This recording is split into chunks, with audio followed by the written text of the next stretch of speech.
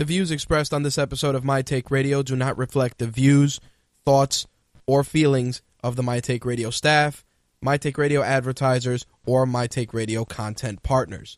Listener and viewer discretion is advised.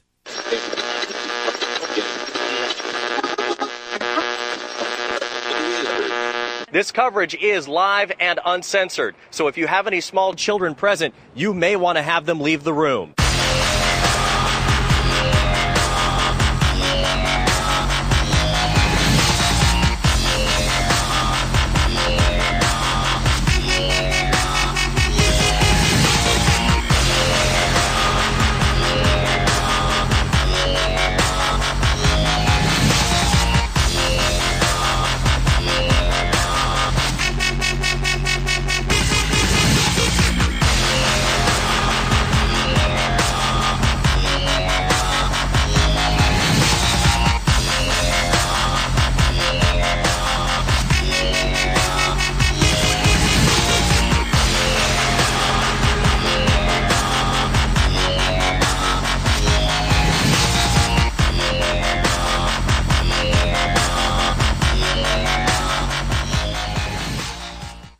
What's up, guys? My Take Radio, episode 328, powered by RageWorks. I'm your host, Rich, and our call-in number is 347-324-3541. Again, that call-in number, 347-324-3541. If this is your first time tuning into My Take Radio is a variety show where I give my take on MMA, pro wrestling, gaming, and entertainment. We air twice a week. Wednesday night is our MMA and wrestling edition, broadcasting live every Wednesday at 11 p.m. Eastern, 8 p.m. Pacific. Thursday nights is gaming and entertainment, same time, 11 p.m. Eastern, 8 p.m. Pacific. There are a couple of ways for you to tune into the show as usual. First and foremost, mtrlive.com, which has an audio feed, video feed, and, of course, the live chat, which is currently in progress. You can also see a video simulcast on Twitch, so download the Twitch app available on your consoles or mobile devices. You can watch the show that way. If you want to just listen to an audio feed, you can use the Mixlr app available for iOS and Android devices, and you'll be able to listen to the show that way. Last but not least, you can also use our call-in number and not hit option 1 and listen to the show via that method as well. Archived episodes of the show are usually available within 24 to 48 hours, depending on our scheduling, and are available in archive and podcast format on our two YouTube channels, My Take Radio TV and official RageWorks, and, of course, for audio versions, iTunes, Stitcher, and TuneIn Radio. All right, this is going to be our last MMA and wrestling show of 2015, and we're definitely going to go out with a bang. Lots to cover. I know our very own Ben from Black is the New Black will be joining us very shortly to discuss all the craziness that happened in the world of mixed martial arts this past week. Plus, on the wrestling side of things, we are going to get into TLC, WWE Raw, and NXT. Plus, of course, the wrestling news of the week. I want to share my thoughts on some of the breakout stars of 2015, both on the MMA and wrestling fronts, some of my favorite fights, matches, of course. I will pick Ben's brain and see what his favorites were. And, of course, we're going to get into what we're looking forward to seeing in 2016 as well. You can participate, as I said before, mtrlive.com for the chat, or you can call in 347-324-3541. Before we get into that stuff, though, a little bit of housekeeping. As I said, this week's shows, including this one, are the last shows for 2015. For My Take Radio, at least. I know that our other hosts, Ben and Taylor, as well as Jay, are working on their own shows to make available to you guys. I know that there's a new regular season sportscast, which will go live later on this evening. Just got to run it through some processing and put it up. And, of course, our shows will be available as well. But with that, you know, we're going to take these 2 weeks, obviously, to celebrate the holidays, but make a lot of behind-the-scenes improvements for our return in 2016. So with that, we will be back on air January 13th and 14th, 2016. same time, 11 p.m. Eastern, 8 p.m. Pacific. We're going to be making a lot of changes, both in terms of how we run the show, where the show's emanating from, and countless other improvements, which we hope to have ready for you guys when we go live in 2016. With that, though, of course, there will be a couple of changes with the way that the show is paced. We're definitely going to try and put a stronger emphasis on sticking to 90 minutes, only because during my hiatus in November, we looked at some metrics and realized that while the longer shows allowed us to cover more, the people were reaching out and telling me that they try to listen to it in 30 to 60 minute increments, and sometimes it goes over a day or so, which is good. It's good to get that sort of feedback. Like I said, it allows us to tighten things up, make things more efficient, and of course give you guys the best product possible. Obviously, with the shows this week, I definitely feel that the 90-minute time limit will definitely not be it will not be firm this week. Like I said, it's just been a very, very busy week, especially on the MMA and wrestling front. Gaming and entertainment wise, things got a little quiet. I mean, obviously there's a lot to discuss with Star Wars, which will be in theaters, as a matter of fact, starting in some locations on Thursday night and in other locations on Friday. But again, definitely want to discuss that as well, hoping to check it out this weekend and maybe get you guys a review. Definitely not something that is 100%, only because a lot of shows are sold out, and I personally want to try and see it early in the morning, but keep it locked, obviously, to RageWorks.net with regards to that. All right, so aside from our broadcast schedule for this week and January, I did want to let you guys know, in case you did not catch it last week, we broke 4,000 fans on our Facebook fan page. Very excited to hit that number. That's a nice solid number. It shows that 4,000 of you guys actually give a damn about what we're doing. And I've started to hear from more of you as of late, both through Facebook and other social media methods. And it's great to connect with the listeners, hear your feedback, and of course know what you guys like, dislike, and want more of. So definitely happy to hit that 4,000 number. During my break in the month of November, gotta definitely acknowledge once again the hard work of Ben and Taylor for Black is the New Black, and of course Jay for the regular season sportscast for putting out some stellar content during the month of November.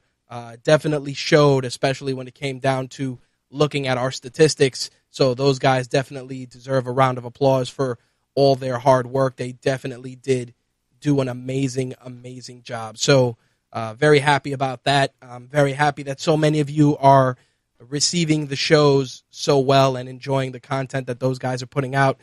They really are having a good time out there, which leads me to another announcement, which I mentioned last week, but I do want to remind people, starting in 2016, the current iTunes feed, Stitcher feed, and TuneIn Radio feed for My Take Radio will be renamed, most likely to the RageWorks Network, and that will, of course, house all the shows, and I think it's just an easier way for people to find all of our content under one umbrella. There's definitely been issues with people reaching out like, hey, I'm trying to find last week's, TRSS or, Black is the New Black, and, I got to walk them through it, tell them to look for My Take Radio. It's in the same feed, et cetera, just for the sake of consistency and maintaining our branding across all platforms. That's something we will be doing in 2016 with the goal, hopefully, to have it finalized when we go live in January. But again, it's something that we definitely want to have fixed, just not only for our hosts, but also for our listeners, to ensure that our content is found easily. Now, I know some of you have reached out asking about the RageWorks Facebook group. The group is open to the public. I have put links in the show notes before. I will throw up a link on the fan page just for you guys that may have missed it. Great community of folks in there, comprised of listeners from all the shows, as well as our staff that go in there and lend a hand whenever possible. I think that it's one of those things where, it's working it's working in tandem with the fan page, and I think it's something that, I'm glad I did. I think that some people were really, really hoping to see a return of the forums, which unfortunately was not happening. Like I said, the forums I feel that the forums are a dying medium, both on a grand scale and on a small scale, unless you're running something super dedicated like a car forum or just something that has an ingrained fan base. Great examples, I want to say like the Nismo Motors forums are a great example of that, where the community is just live and really working to keep that community working. It's something that it's good to see, but many people, including us, are making the transition to just leverage Facebook. It's easier. As I've said in previous shows, many people just pretty much live on Facebook on a day-to-day basis. So we might as well utilize that platform to reach you guys on a more intimate level. So I figured I'd put that out there and remind all of you to join our Facebook group, interact with all our readers and listeners, as well as our staff on a closer level. And I do want to acknowledge our very own Slick, who was quoted by Telltale Games for his Game of Thrones review recently. Lots of great press because of that. A lot of people had a lot to say. They reached out via Twitter and shared their opinions. I will elaborate on that during the gaming and entertainment show, but I did want to acknowledge that, Slick's work definitely is not going unnoticed. So kudos to him for that. For those of you that want to share your thoughts on that game or any of the others, please make sure to use our comment section. A lot of you guys, you hit us up on social media and you create great dialogue. But if you guys don't share your thoughts in the articles, it doesn't allow the authors to, flesh things out, make explanations, or just walk you through something that may be unclear. In Slick's case, I think that he was pretty much very clear with regards to how he wanted his review to be interpreted, but I feel it got lost on a lot of people. But everybody jumped on the Twitter bandwagon because it's 140 characters of hatred, and I say that because that's what's been happening over the last, I want to say, 6 to 12 months that I've been dealing with Twitter exclusively. It feels like it's just a place for people to bitch in short form instead of just trying to grow the platform and creating intelligent conversation. I mean, not to say that hasn't been the case with YouTube comments and many others, but it's something that I feel has become prevalent as of late in the Twitterverse, at least. But definitely props to Slick for his work and also for the acknowledgement from Telltale Games. Anyway, that's going to wrap up all the housekeeping tonight. As I said, busy week, lots of MMA to cover, lots of wrestling, and of course, we will take your calls and break down the news of the week. So let's get the ball rolling. Let's cover some MMA first. So let's get to it.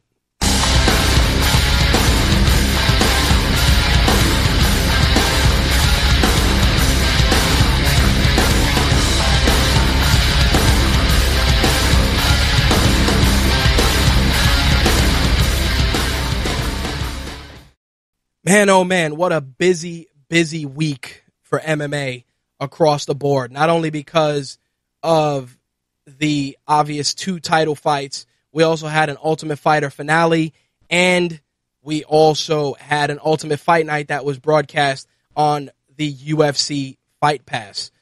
So we're going to get into that. Of course, Ben is in the queue, and we're going to get this ball rolling and see what the deal is. So let me bring him on board and get it started.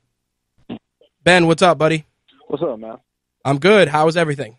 Good, man. Good, man. Excuse me. Can't complain. Yeah, lots of good work. Props to you and Taylor for all your work during the month of November. Definitely noticed. Nice work. Pat yourselves on the back. Thanks. Definitely a fair amount of debauchery for the Thanksgiving season, but it was well played and well executed. Yeah, I mean, sometimes when there's nothing else to talk about, we just the show becomes ridiculous.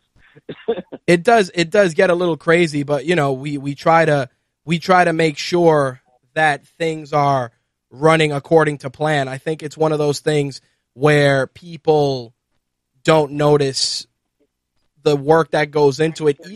Even when you guys are maintaining your audio, it's still one of those things where people have to kind of keep an eye on the, just keeping on point. In other words, like you guys go and you guys cover all the sports, all the hip hop, but if it's a bye week or if things are quiet in the sports world, it really creates a lot of extra work for you guys because you guys got to fill that time, and sometimes it gets a little crazy too.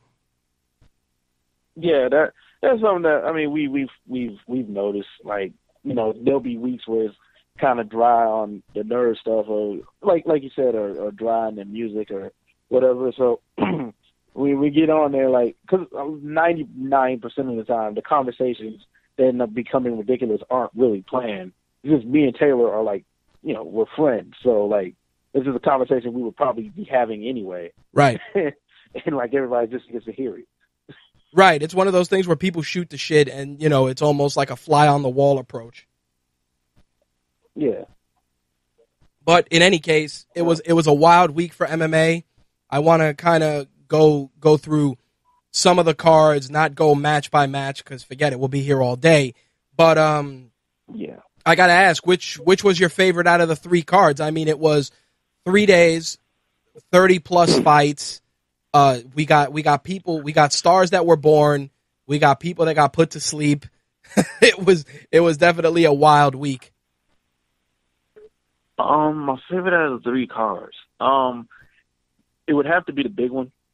Okay. 194.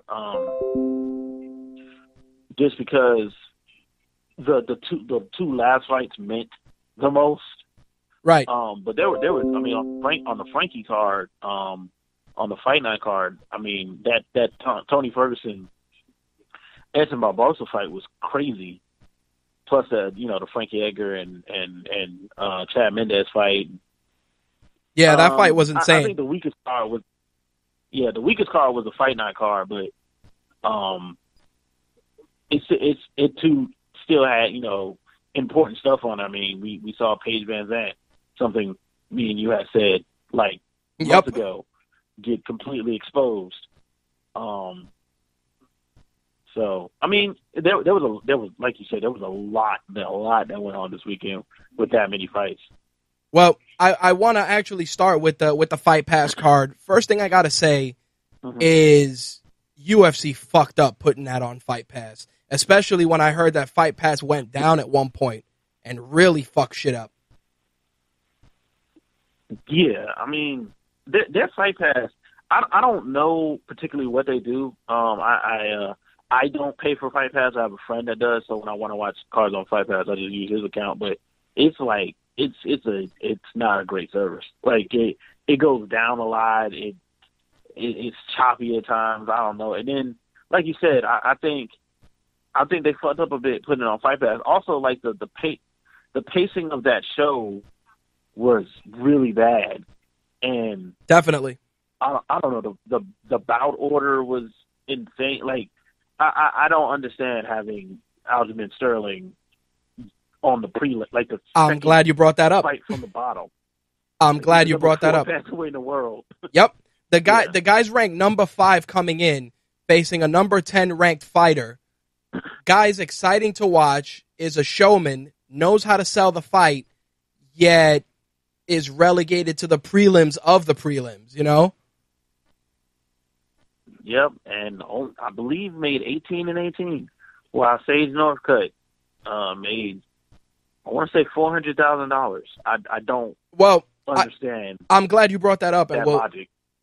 We'll discuss that in a second. But the thing that got me was Aljamain Sterling went in there, made a statement, beautiful guillotine choke in the second round to get Johnny Eduardo out of there.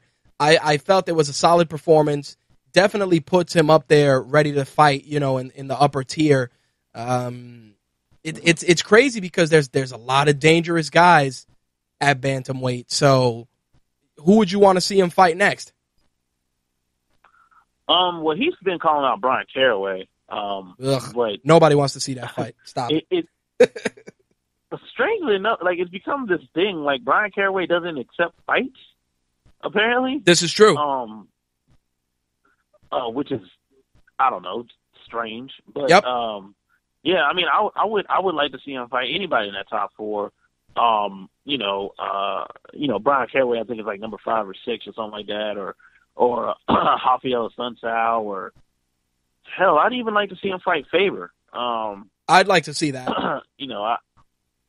Like somebody like that. I like to see him really face one of these upper echelon guys. I think him and Faber would be an exciting fight.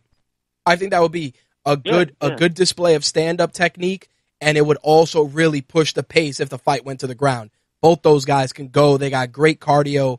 They're no joke. Yeah, I think it'd be a good fight.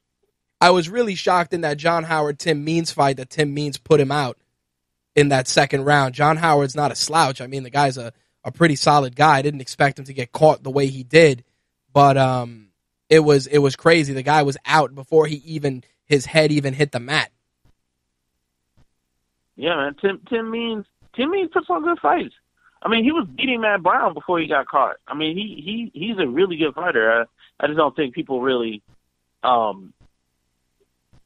see it that often, but he's really good. So, Sage Northcutt.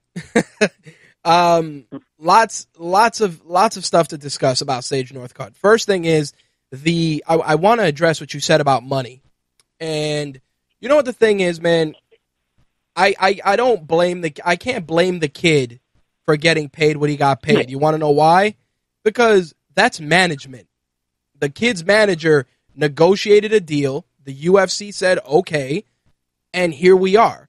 I mean, again, that's not to say that the kid should be making what he's making, but we also got to be aware of the fact that, managers come in there and say, this is what my fighter needs in order to perform at this level. In Northcutt's case, the UFC went after him after seeing him fight in another organization. So the management was like, his management was probably like, oh, you want my client to fight in your organization? Well, it's going to cost X. And the UFC was like, yo, this kid is our great white hope. Give him what he wants. I mean, I don't say that to be facetious, but I say it because the kid, ever since he burst on the scene, the UFC's pretty much strapped a rocket to him. And plus the fact is the kid's athletic and knows how to market himself effectively. Yeah. My issue, like you, my issue isn't particularly with him. Like, I don't blame him for asking for it. Hell no.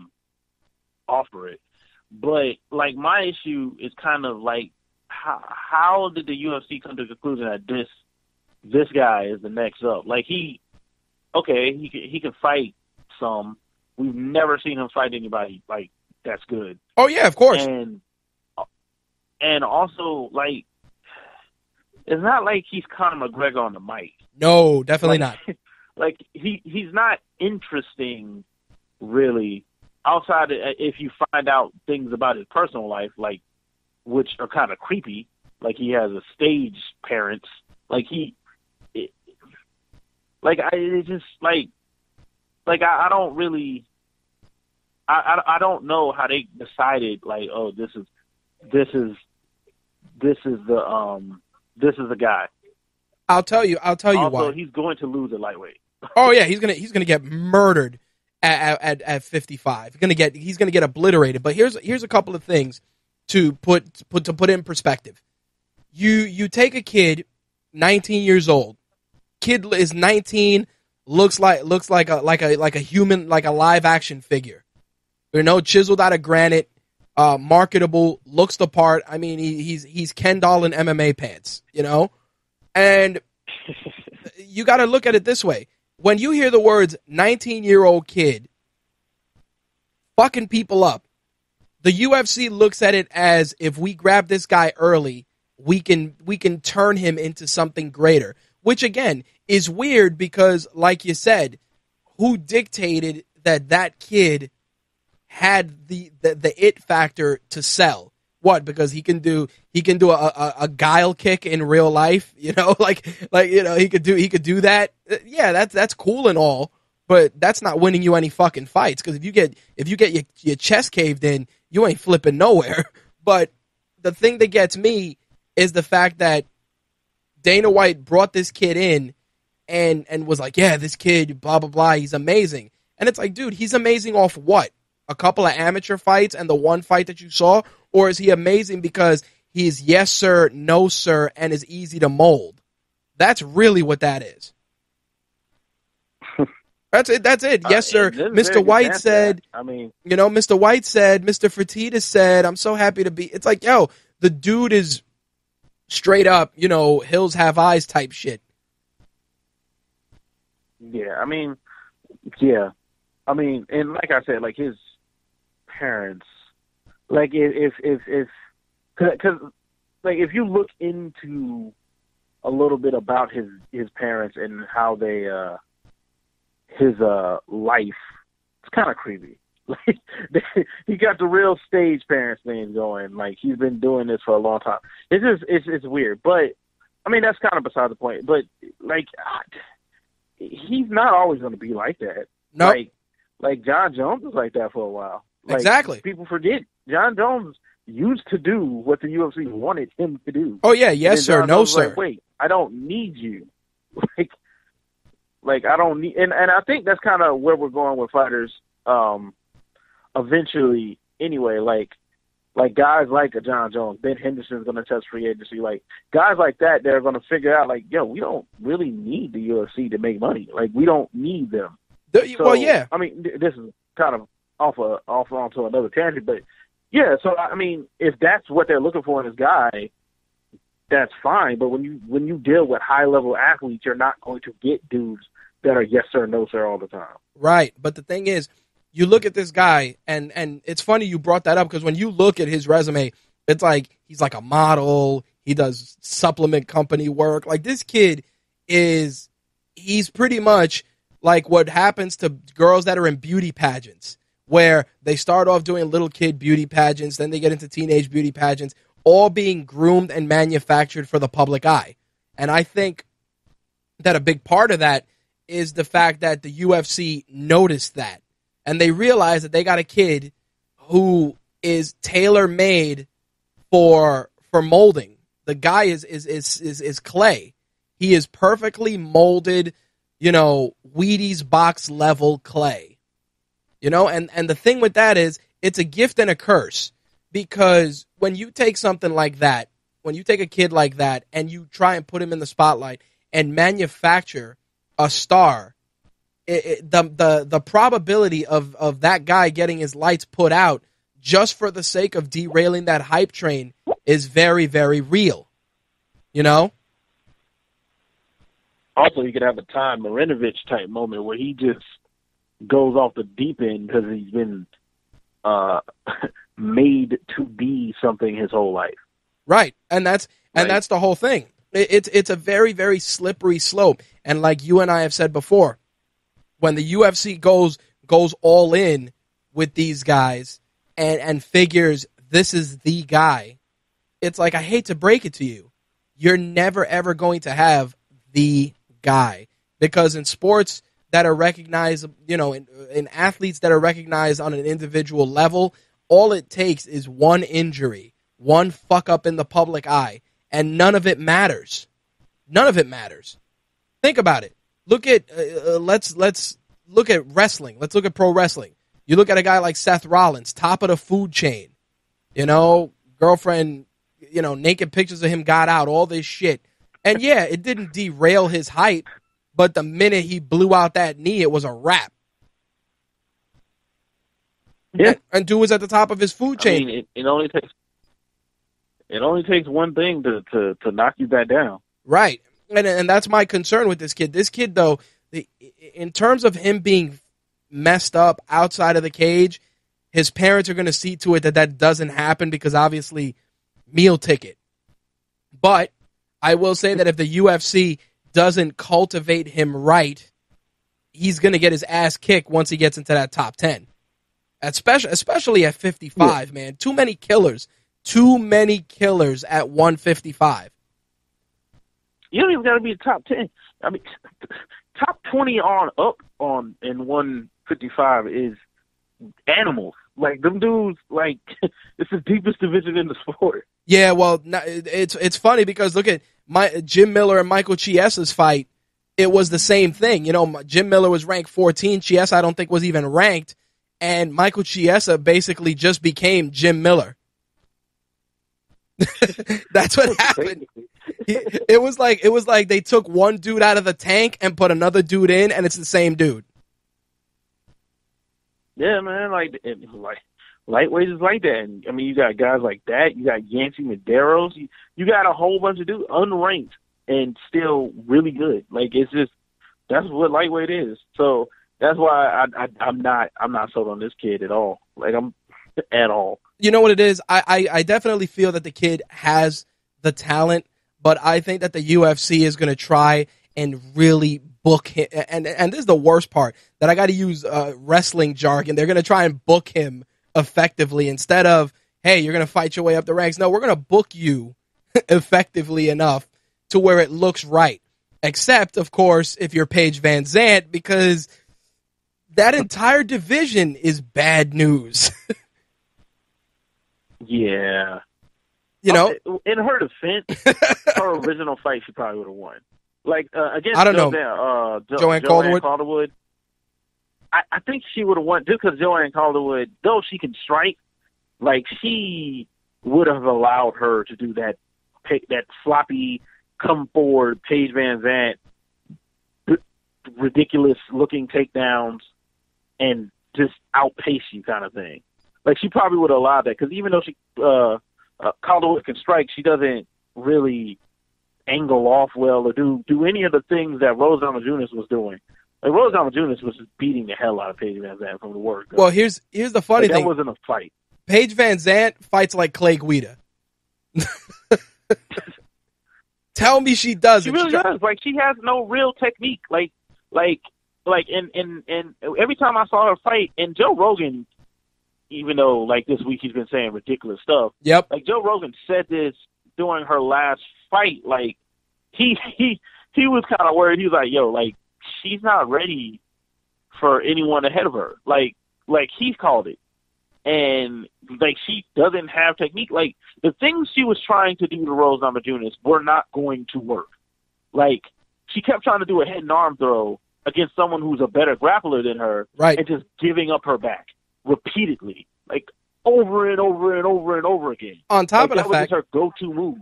On top of the fact that Rose was taller, so she had to work twice as hard to try and secure moves like that. And the problem is that she's coming out of a camp with Team Alpha Male where it's exactly that style. All I gotta say is Chad Mendez the next night, you know, where these guys, it's just like, yo, we're going to come forward, we're going to come forward, we're going to come forward. Oh, that's great. I'm glad you guys want to push the pace and come forward. But you got to remember, it's also about angles. It's also about using other weapons in your toolkit. And Team Alpha Male is boxers and striker. It's you know, dirty boxing and wrestling. You know, dirty boxing and wrestling. And it's like, you're talking about a girl who won one of her fights in Invicta with a flying armbar in fucking seconds. Seconds. Not even minutes. Seconds. But, you know, it's like the UFC, the UFC, they had a lot invested in trying to get Rose into the public eye after the Ultimate Fighter. And then when she lost, they were like, all right, on to the next one. Little did they realize that Rose is a legit fighter. Like, this is a woman that cut her hair because it was in her face. Like, she was like, yo, I'm going to go out there and look like Furiosa from Mad Max because this hair is a distraction. Didn't give a shit. Didn't care about magazine covers or looking cute. It's like, yo, I get paid to punch people in the face, choke people out, and put a hurting on people for 15 minutes. 25 of them trying to get a belt. Simple as that. And the UFC was probably like, shit, can't put her on nothing, you know? Because Dana White, as much as he tries to keep it as you know, unilateral as possible, Dana White is all about, yo, Can I squeeze the booger out of this quarter? And with Rose, you can't do it. You can't do it because he's like, shit, you know, Pat Barry's a lunatic. She doesn't give a shit. And she's not in this to be famous. She's in this to win titles and put people in the hospital. Yeah, I mean, look, at that division, if he really is like, oh yeah, I need someone that looks good. I mean, Alexa Grasso, whenever they call her up from Invicta, I mean, she's attractive and a very, very good fighter. But that shouldn't matter. Shouldn't. Like, it shouldn't matter. But regardless, I mean, Paige Van Zandt is not it. I'm gonna tell you something. Going to be it. I'm gonna tell you something. You know how crazy it is that Ronda lost, right? And you know, she's been out of the public eye. And as soon as there's a picture of her like drinking a milkshake with some high ass mom shorts, everybody's like, "Yo, man, she got fat already. She gained 20 pounds after that fight." This is the stage of the game we're in. I kid you not, dude. That she doesn't actually walk around at the weight she fights at. Well, but here's the thing. It's like dude. I saw that picture on Facebook. She had some high ass shorts on.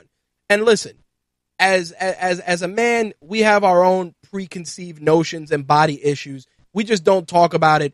And most of the time, when we do talk about it, it's because somebody brings it out with some stupid fluff piece.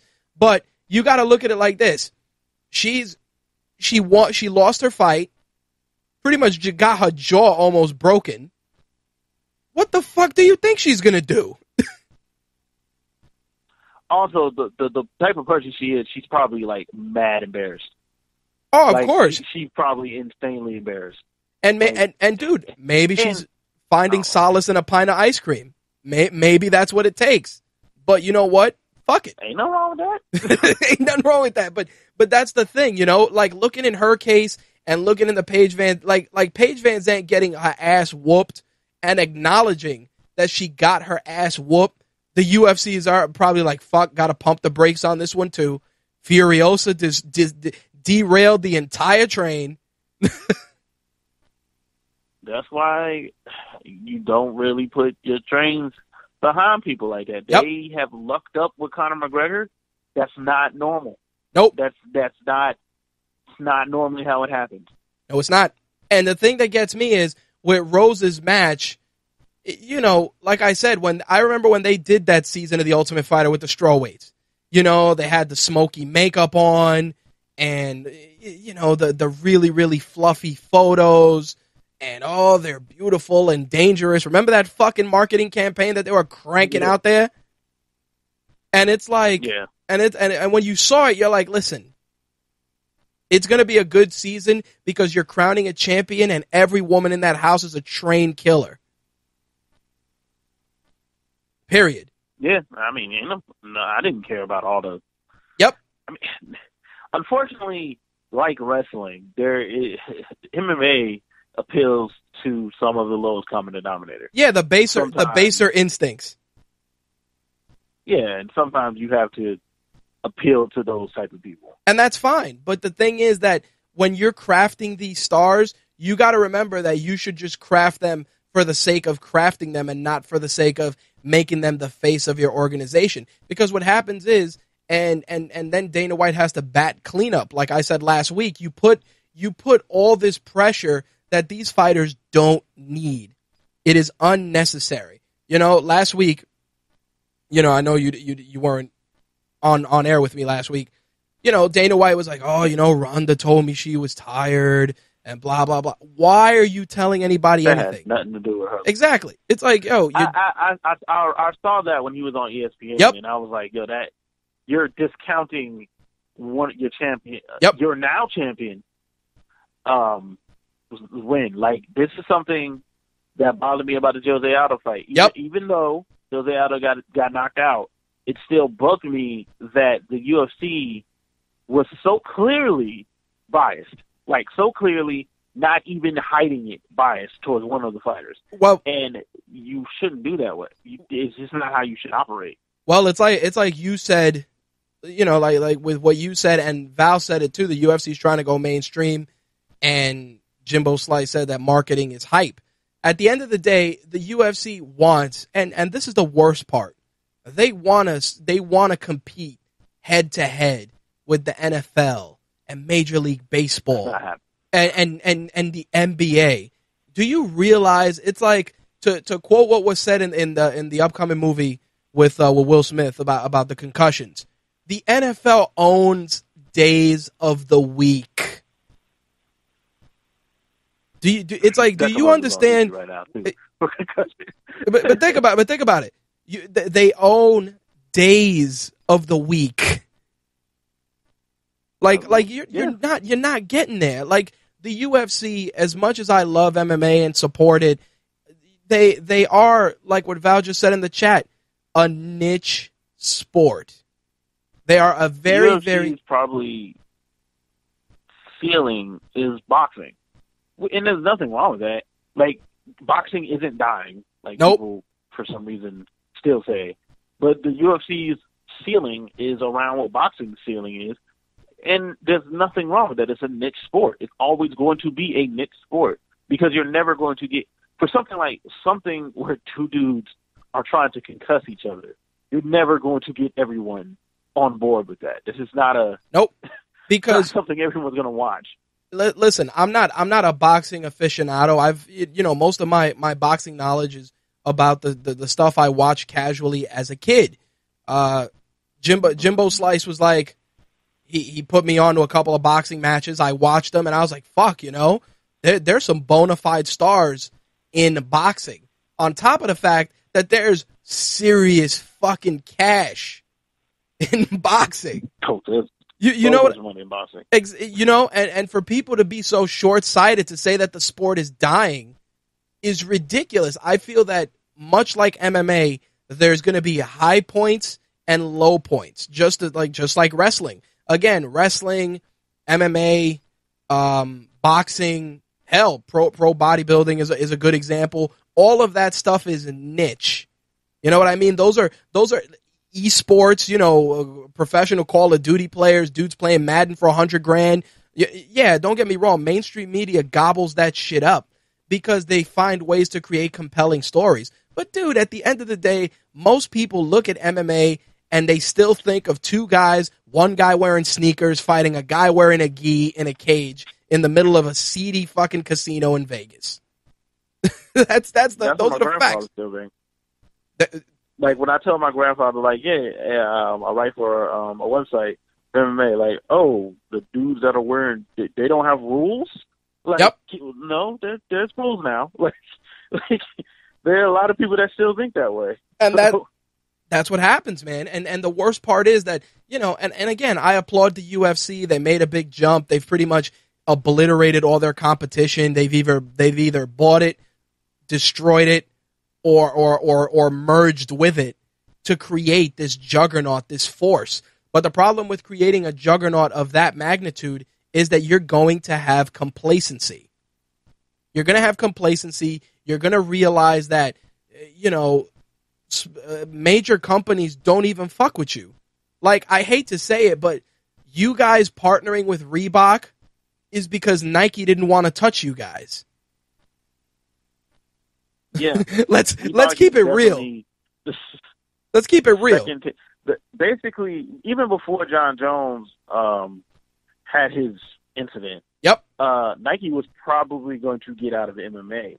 Like, they weren't getting returns on their investment, and they only had not to cut you off. They only had deals with particular fighters: Anderson Silva, John Jones, Junior Dos Santos. You know what I mean? Like, Nike was like, "Yo, all right."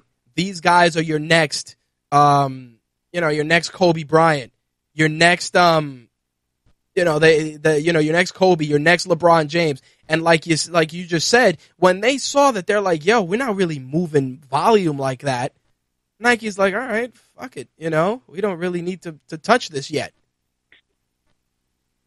Yep. So, I mean, you're a little cut off. I think you're far from your phone, Ben. No, I'm right here. The UFC's business model is strange. Yeah, well, but the funny thing is that, like, everybody talks about the Reebok deal and the fight kits and all this. It's like, yo, you realize that Reebok gives so little fuck about the UFC. They misspell jerseys. So many Their marketing campaigns. Their marketing campaigns are concocted by people who don't even have their finger on the pulse of this sport. They have 2 colors for everything. Yep. Dude, it's Except crazy. Connor gets green shorts. Yep, Connor gets green shorts. Maybe the colors will be right. What happens if 2 fighters want to wear white shorts? Well, one's going to wear one with a white and red, and one's going to wear one with a white and green, and that's it. And then it's like, you want to charge all this money for these fight kits. It's like nobody's walking around with a jersey that says McGregor on the back. You have an easier time selling a T-shirt with a version of Conor McGregor that looks like the Notre Dame mascot than you do selling that.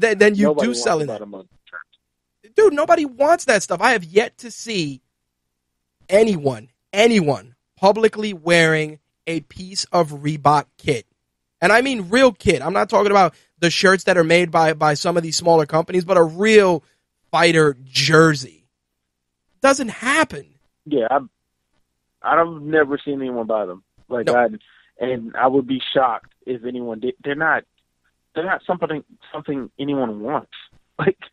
Nope. They just don't look good. No, nobody wants that stuff, man. It's like, I understand you wanted to phase out a lot of the douchey clothing companies that were out there cranking out materials and putting out. I mean, don't get me wrong. Some of the merch that some of these companies did put out was complete dog shit. But instead of doing that, the UFC should have just taken the merch in-house, got input from the fighters, and done what WWE does with their shirts. And they're trying. They want to be mainstream, and the easiest way to do that is to sign on to a mainstream clothing company. Ugh. Even if it's a second tier one. Even if it's fucking Reebok. And again, I'm not knocking Reebok. You know, I've had some Reebok stuff in my time. I'm not gonna front or pretend that I'm, holier than thou when it comes to that. But the fact is that you're partnering with a company that really doesn't understand the business. Like, you would have been better off partnering with Under Armour, who at least had a deal with GSP, who's had GSP under their umbrella for years now. I think he's still under their umbrella in some capacity. Yep, he's still out there. He's still out there promoting that. He's still out there promoting that. He's out there promoting Nas. Like, the UFC's partnered with Monster, and GSP's promoting Nas. Yeah, so I don't know what the UFC is doing, really. I don't understand some of their business practices. Hell no. So I wanna switch gears. I want to talk about this Ultimate Fighter finale. A very solid card, but I got to tell you, that Ultimate Fighter season and finale just got thrown into fucking chaos when the guy didn't even have his visa shit put together, which was crazy. I'm gonna be honest. I was completely unaware there was a season of The Ultimate Fighter. Yep. Until the finale. Like, I was completely unaware. I was like, hold on. Oh, there was a whole another season of The Ultimate Fighter that I was completely unaware happened. It's unfortunate that he didn't have his visa. But I didn't even know there was an Ultimate Fighter. Yeah, it was. Here's the thing. I watched the season. I felt that Faber and McGregor made it quite compelling. There were some really, really talented guys on there. It's funny because when the show started, I said my picks are going to be the guy Saul Rogers because he had the look, he was athletic, he definitely can fight, and Ryan Hall because the guy's ground game was on another level, dude, on a completely different level than most of these other guys. It was ridiculous. So when the season ended, I missed the last 2 episodes. So I'm expecting, it's going to be Saul Rogers and Conor McGregor's boy in the final. And it's like, Ryan Hall's fighting for the contract. I'm like, what the fuck? And then, of course, did a little digging, found out what happened. I'm like, this is just chaos all around. But the card was surprisingly good. Yeah, it was. It was insane. I mean, that Edson Barboza Tony Ferguson fight, woo, fucking fire, dude. Yeah, that was a really good fight. Tony Ferguson has become really, really good. Yep. And Barboza, he's a good fighter, but I don't know if he'll ever crack that.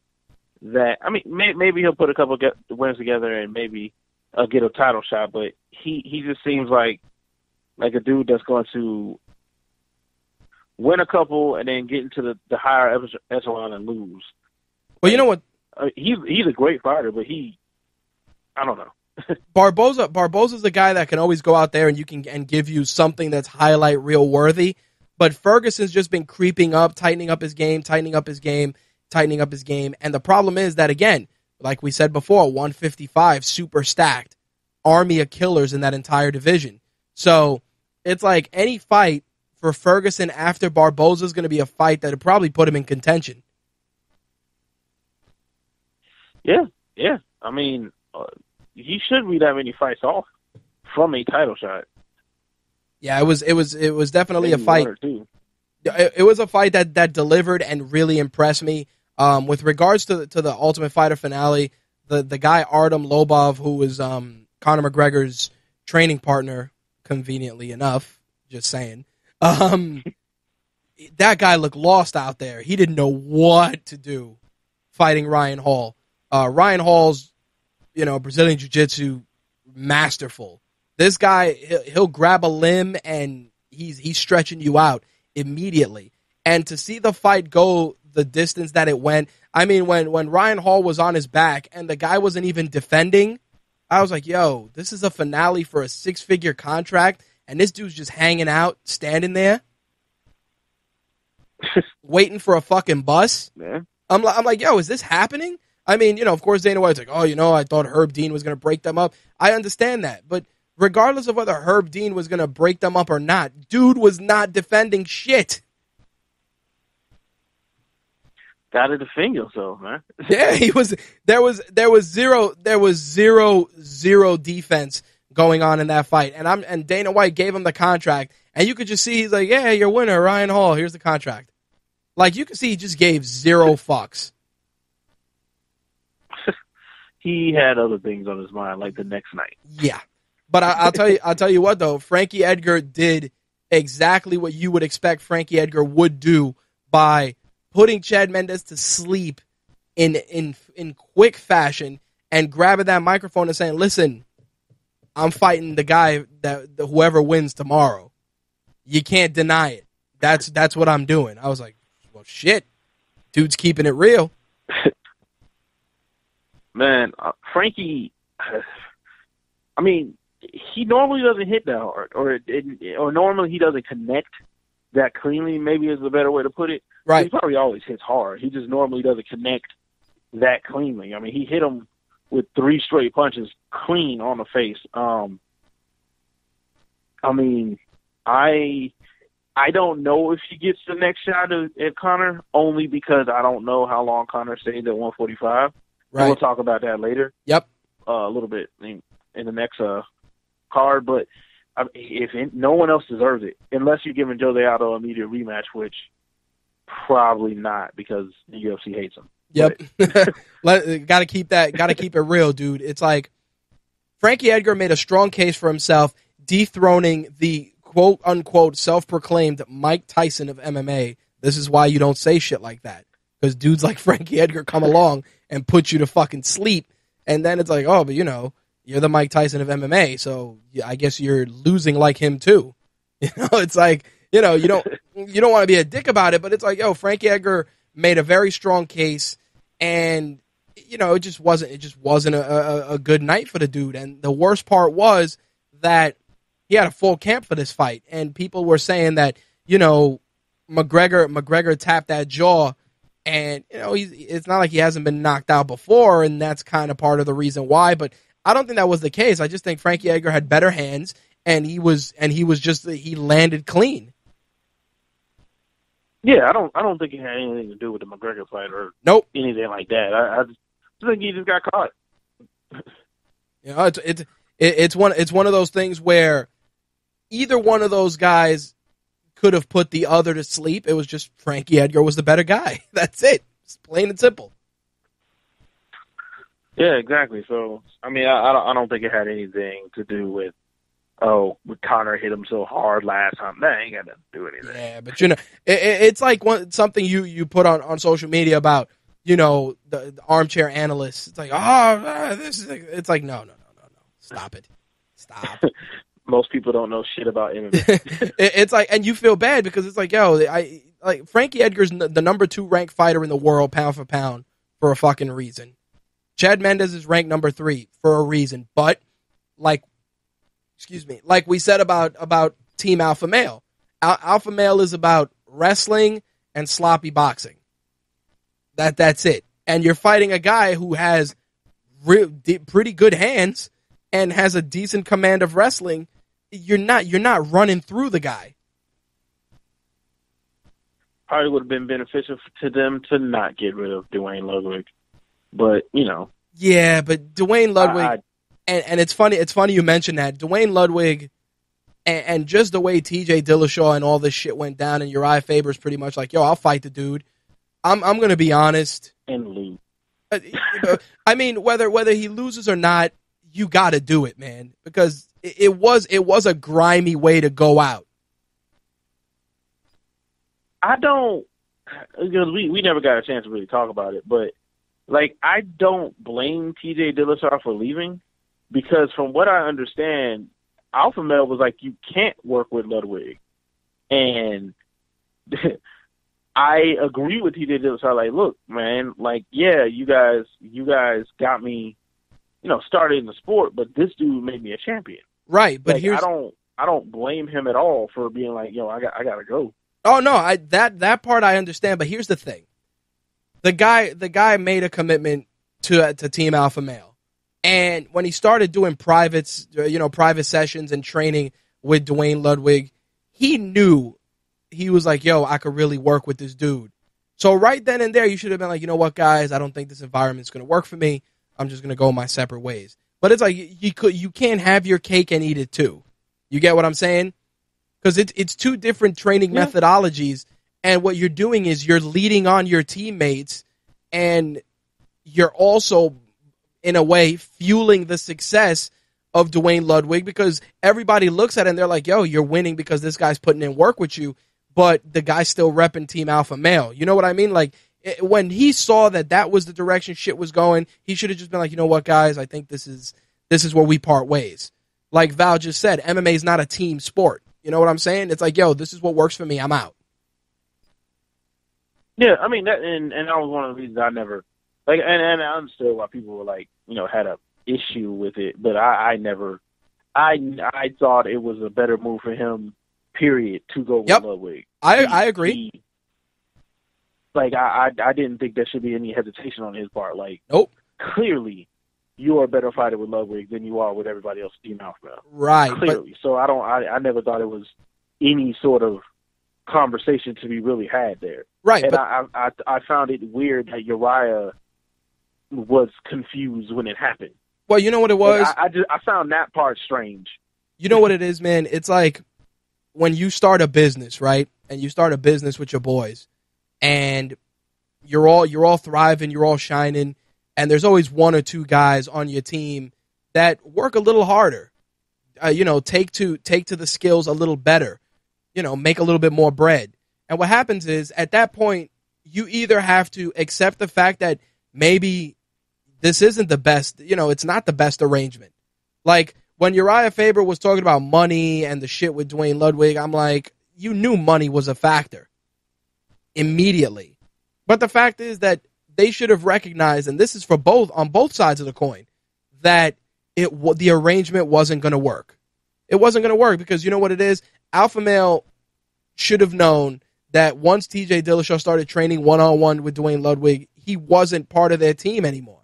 Like, wake the fuck up. I mean, I got to acknowledge what McGregor said to Uriah Faber in The Ultimate Fighter. He was like, man, your man is in your crib eating your food, but yet he's attributing all the successes to another guy, even though you're the one that's feeding him. And I understand that because it's true. It's like, yo, man, these guys brought you to the dance. The least you could have done was been like, listen, it's not going to work out. I feel that I'm thriving in another environment. I'm grateful for the opportunity, and go about your business. You can't play both sides of the fence. And it's funny because when he showed up on The Ultimate Fighter, TJ Dillashaw, Conor McGregor goes, yo, is Dwayne Ludwig going to come in with you and take over the show? It's like, you took over Uriah Faber's gym. You might as well just take over the show while you're at it. And I was just like, damn, that's, it was cold, but it's one of those things where he's like, yo, man, if you were loyal to the camp, then you're loyal to the camp. But if it wasn't working, you should have just kept it moving. You can't have both. Yeah, I agree. I mean, but like Val said, MMA is not a team sport. Nope. So I have no issue whatsoever. Do what works for you. Yep, I understand. If it's not alpha male, then it ain't alpha male. I don't know. But alpha male's never been setting shit on fire anyway. Let's keep it real, man. They've never won a title fight. It's not like they win title fights. It's not like they're out there really ethering dudes. I mean, Team Alpha Male's known for really good wrestling and Uriah Faber's chin. That's it. Really good wrestling, Uriah Faber's chin, and really, really weird clothing lines that they come out with. Torque, all this other shit. Like, that's what they're known for. And that's fine. But it's like, listen, you can't be part of a camp that's not winning. Like, that's just business. And they don't win. Exactly. It's like look what happened to Paige Van Zandt. I don't blame them at all. Paige Van Zandt came out, all Team Alpha Male, blah, blah, blah. It's like, yeah, her wrestling was good. Her boxing was what it was. And as soon as you got into the higher level, we found out that you're not there. I mean, most of the Alpha Male guys, they're always the bridesmaid and never the bride. I mean, how many times have Team Alpha Male guys fought, guys like Mighty Mouse? Did Joe Benavidez, what did he fight him, twice? Twice, and there you go. Second time looked like he got shot in the face. There you go. But what does that tell you? Like these guys, they get to the big dance and they should realize, hey, we're missing something. Period. Whatever it is. I mean, their best moments were when Dwayne Ludwig was there. Right. They all looked their best when Ludwig was there. But I mean, I don't know. I mean, Alpha Male is it's still a good gym for smaller fighters, but there just seems to be a limit to how high they can go with their current setup. Yep, absolutely.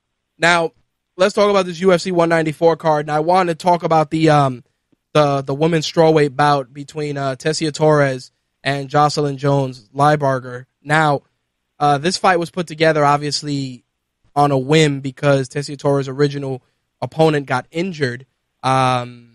I think it was a great showcase for her, being the number 5 ranked fighter, coming in with a 6-0 record. I just feel that it was definitely a difference in skill, and I think that part of the reason was probably nerves from fighting on a bigger stage for Jocelyn Jones-Lybarger. But the fact is that Tessia Torres just looked better in this fight overall.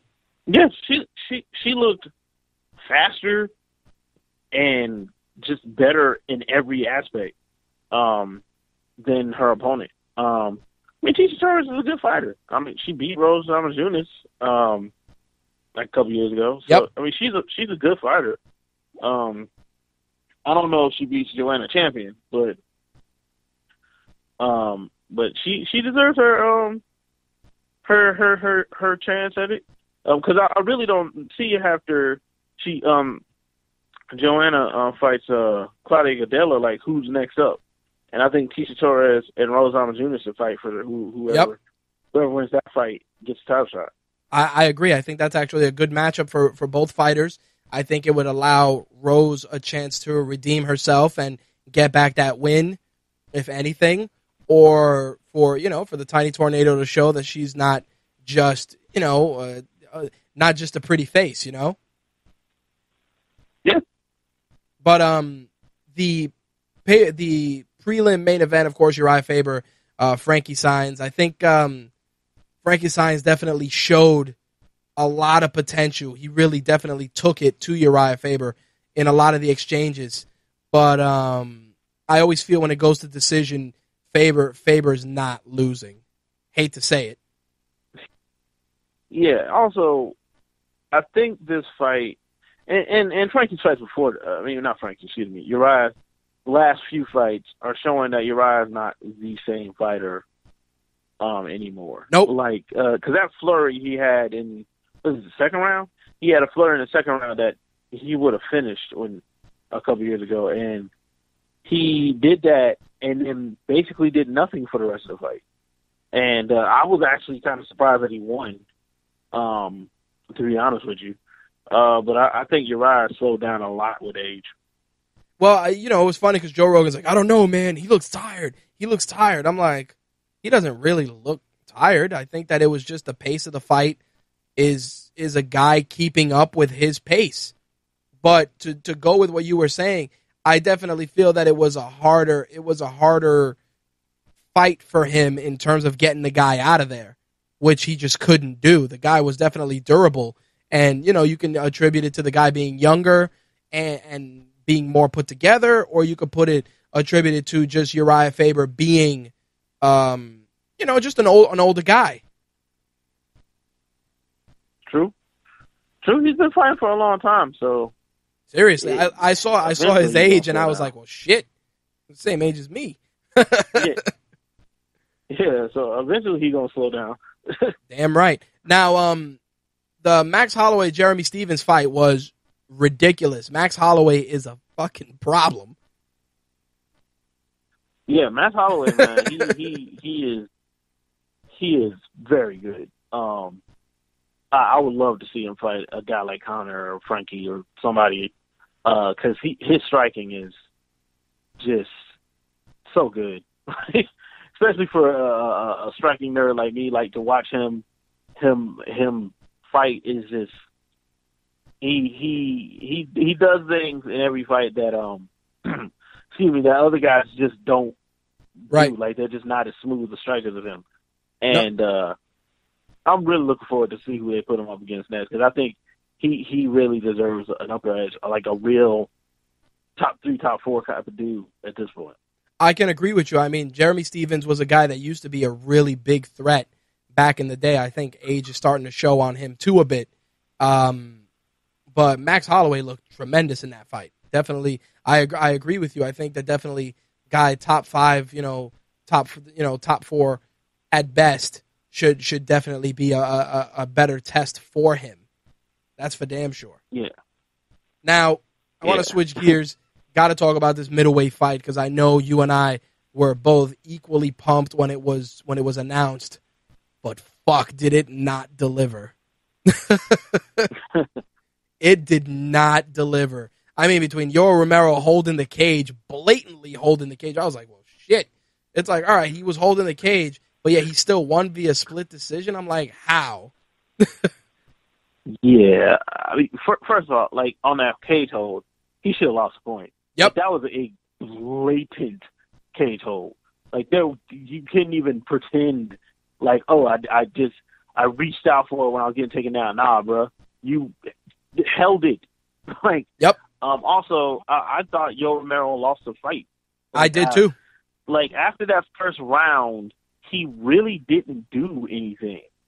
And that's kind of how Yoel Romero fights. Like, he has these moments of, like, insane offense, right? He hits, like, a Tekken combo on somebody. Right. But then long stretches of the fight where he's just standing and hunting, not doing anything. And if he's getting a title shot, he's going to get hurt doing that against Luke Rockhold. Well, here's the thing. I personally wouldn't give that guy a title shot based on that fucking performance. I'm sorry to say it, but it's like, yo, you blatantly held the cage. But if you don't, who do you give it to? You give Weidman a rematch. Oh, I mean, see, I don't know about Weidman a rematch because he got beat down so badly. He did get beat down, and the reason I said it is because there was a lot of things wrong with Weidman's performance, but to be honest, Luke Rockhold came in there fully prepared. Like, Weidman just didn't look like the Weidman of before. You know what I'm saying? And it could have been a ton of things, personal problems, weight cut, whatever the case may be. But the fact is that Weidman came into that fight with a 13-0 record. And the funny thing is, like Val just said, Rockhold came in hungry. Weidman came in complacent. Rockhold came in hungry. Dude came in there chiseled out of fucking granite. His striking was on point. He wasn't even tripping out about the wrestling or anything. He went in there. The dude wanted it more. Now, again, we can't make... You know what I thought... Oh, go ahead. No, what I was going to say is we can't sit here and make excuses for Weidman. I'm not going to do that, even though he's a local boy. But the fact is that it just wasn't the same guy. But to add to it, before you hit me what you got to say, Weidman's, his title defenses, and again, it's one of those things that if you're Weidman, it's got to keep you up at night. Yeah, you beat the greatest fighter of our generation, but it wasn't and you and I have spoke about this, it wasn't decisive. First one, he was fucking around. Second one, his fucking leg broke. Then, you fought Machida. It wasn't the Machida that was fighting like if you were fighting Bayek and Tekken. It wasn't the same dude. Vitor, let's not even talk about it. Vitor at this point could get beat by a gust of wind. And that's the problem. And we've talked about this before. A champion is not just defined by his victories, but he's defined by his opponents. And I'm sorry to say, yeah, you fought guys that are considered top tier legends of the sport, Hall of Famers in some cases, but it wasn't the same. You weren't fighting Anderson at the top of his game when he was, fighting guys like Forrest Griffin and making him look stupid, You were fighting an Anderson Silva that also was complacent. Yeah. See, here's what I think about Rockhold, and I have a couple things. Go ahead. The first thing is, one, I think the IV ban might have hurt him, not being able to rehydrate with IVs. Yep. Because he said he was a whole lot smaller for this fight, and it kind of showed. Absolutely. He didn't look as big as he normally does. Luke Rockhold is a humongous middleweight. He looks like a light heavyweight. He does. And Rockhold looked like a small middleweight. I don't know how much that affected him, but I think it did too, a little bit. And also, Rockhold has always been a dude and that gets tired fast. Right. Even in the fights he's winning, he always looks like he's tired. Yep. And it's not so much that it's affecting him winning the fight. He fights very effectively while he's tired, but he just, even in the Machida fight, he looked really tired. And even in the Anderson Silva fights both of which he was winning, he looked tired. And I think getting kicked in the body by Luke Rockhold, which sounded like he was getting hit with a bat, right, repeatedly, didn't help anything. So I don't know. I feel like I don't know particularly. I think a fight between him and Luke Rockhold, the second fight, I don't know if it goes exactly the same, but I would still pick Luke Rockhold to win that. Well, that's the thing. I mean, I got fucking killed on some of those picks for UFC 194. I make no qualms about it. But I just felt that Yoel Romero's his circumstances for winning, it wasn't like it was a stamp that said, yo, you should be fighting next, It was like, all right, you won, great. Think of the build up for that fight. It's a fucking snooze fest. At least if you go the route of giving Weidman, is no build up. Yeah, exactly, dude. You got a build up of a guy who, barely speaks English. Rockhold isn't really a trash talker. So again, it's like what somebody said to me that week. It's like, yo, you would think that those guys weren't even fighting on the card because nobody gives a shit about them, dude. When they went on the scale, the crowd was like, yay. Dude, the crowd was super That's mild. the McGregor fight. Yeah, but That's the I'm, McGregor effect. yeah, but it's just super mild. Like, if you notice, Weidman hasn't really carried a main event. Like, he wasn't top billing. Notice that? Yeah, he really hasn't. It's like, yo, here's this dude. I don't know. He hasn't caught on. Right. Like I think I thought he would. Like he just. I mean, yeah, he's an excellent fighter, but he just hasn't caught on with the casual fan. And that's fine, because whatever, fuck it. But the thing that gets me is that if you put Rockhold in there with, your Romero, and you're gonna try and book that fight, it's like, yo, you better just put that fight in UFC 200 with a bunch of other fights, because you're not selling one fight. You're not selling a card with that unless the undercard is fucking stellar. Dead ass. Yeah, I doubt that they're top billing. Whatever card Rocco's going to be on, I doubt he's the headline. Nope. It's like UFC. It's like if you and Dana White kind of said that already. Like, oh, Ronda's going to fight Holly at UFC 200, and blah blah blah. And it's like, yeah, you're going to have to save half of those guys for UFC 200 because they don't draw, which is fucked up, but they just don't. Yeah. And these are the facts. And I feel bad for Weidman because Weidman comes in, and it's like, yo, when he threw that spinning kick, and it's like, yo, he's throwing that spinning kick, and everybody's like, what the fuck just happened? Because he threw that kick, and it was lights out. Stupid. First of all, he threw that kick, and he was dumb tired when he threw that kick. Right. It was super slow, and instantaneously he was getting his ass beat. Like, it was throw a stupid kick, get taken down, get your ass beat. Like, it was. But I don't know. It was stupid. Well, aside from that, the fact that they let him take that much damage to close out that round boggled my mind. Yeah, like I went and saw that with Taylor. Me and Taylor went to Buffalo Wild Wings to see that, and we were screaming at it to be stopped. Like damn, like he took a lot of damage. He took, not only did he take damage, but it's like post fight, you just looked at his face and you're like, yo, you took an ass whooping that you shouldn't look the way you look because not intentionally, but it's like, yo, you weren't defending yourself. You weren't. It's like the elbows were getting through your guard. At first he was, for a little while he was, and then like towards that last 15 seconds of the round, those were all hitting him clean. Yep. Hitting him clean. And then it's like, so, I have a feeling that when he came out for that round, he was a wrap. You know what I mean? Yeah. When he came out for the next round. Rocco probably did it good. Because Rocco did the same thing to Machida. Like yep. He basically sent him back to the corner asleep. Right. Walking asleep. So I mean, yeah, I wouldn't be shocked at all if he was dumb concussed walking back to the corner. I wouldn't. Like I said, I think there's just a better compelling story in that rematch between those two guys. I think there's just something better there that you can tell a better story with. I mean, again, you're not selling a main card, but it's compelling enough to make you want to see it again.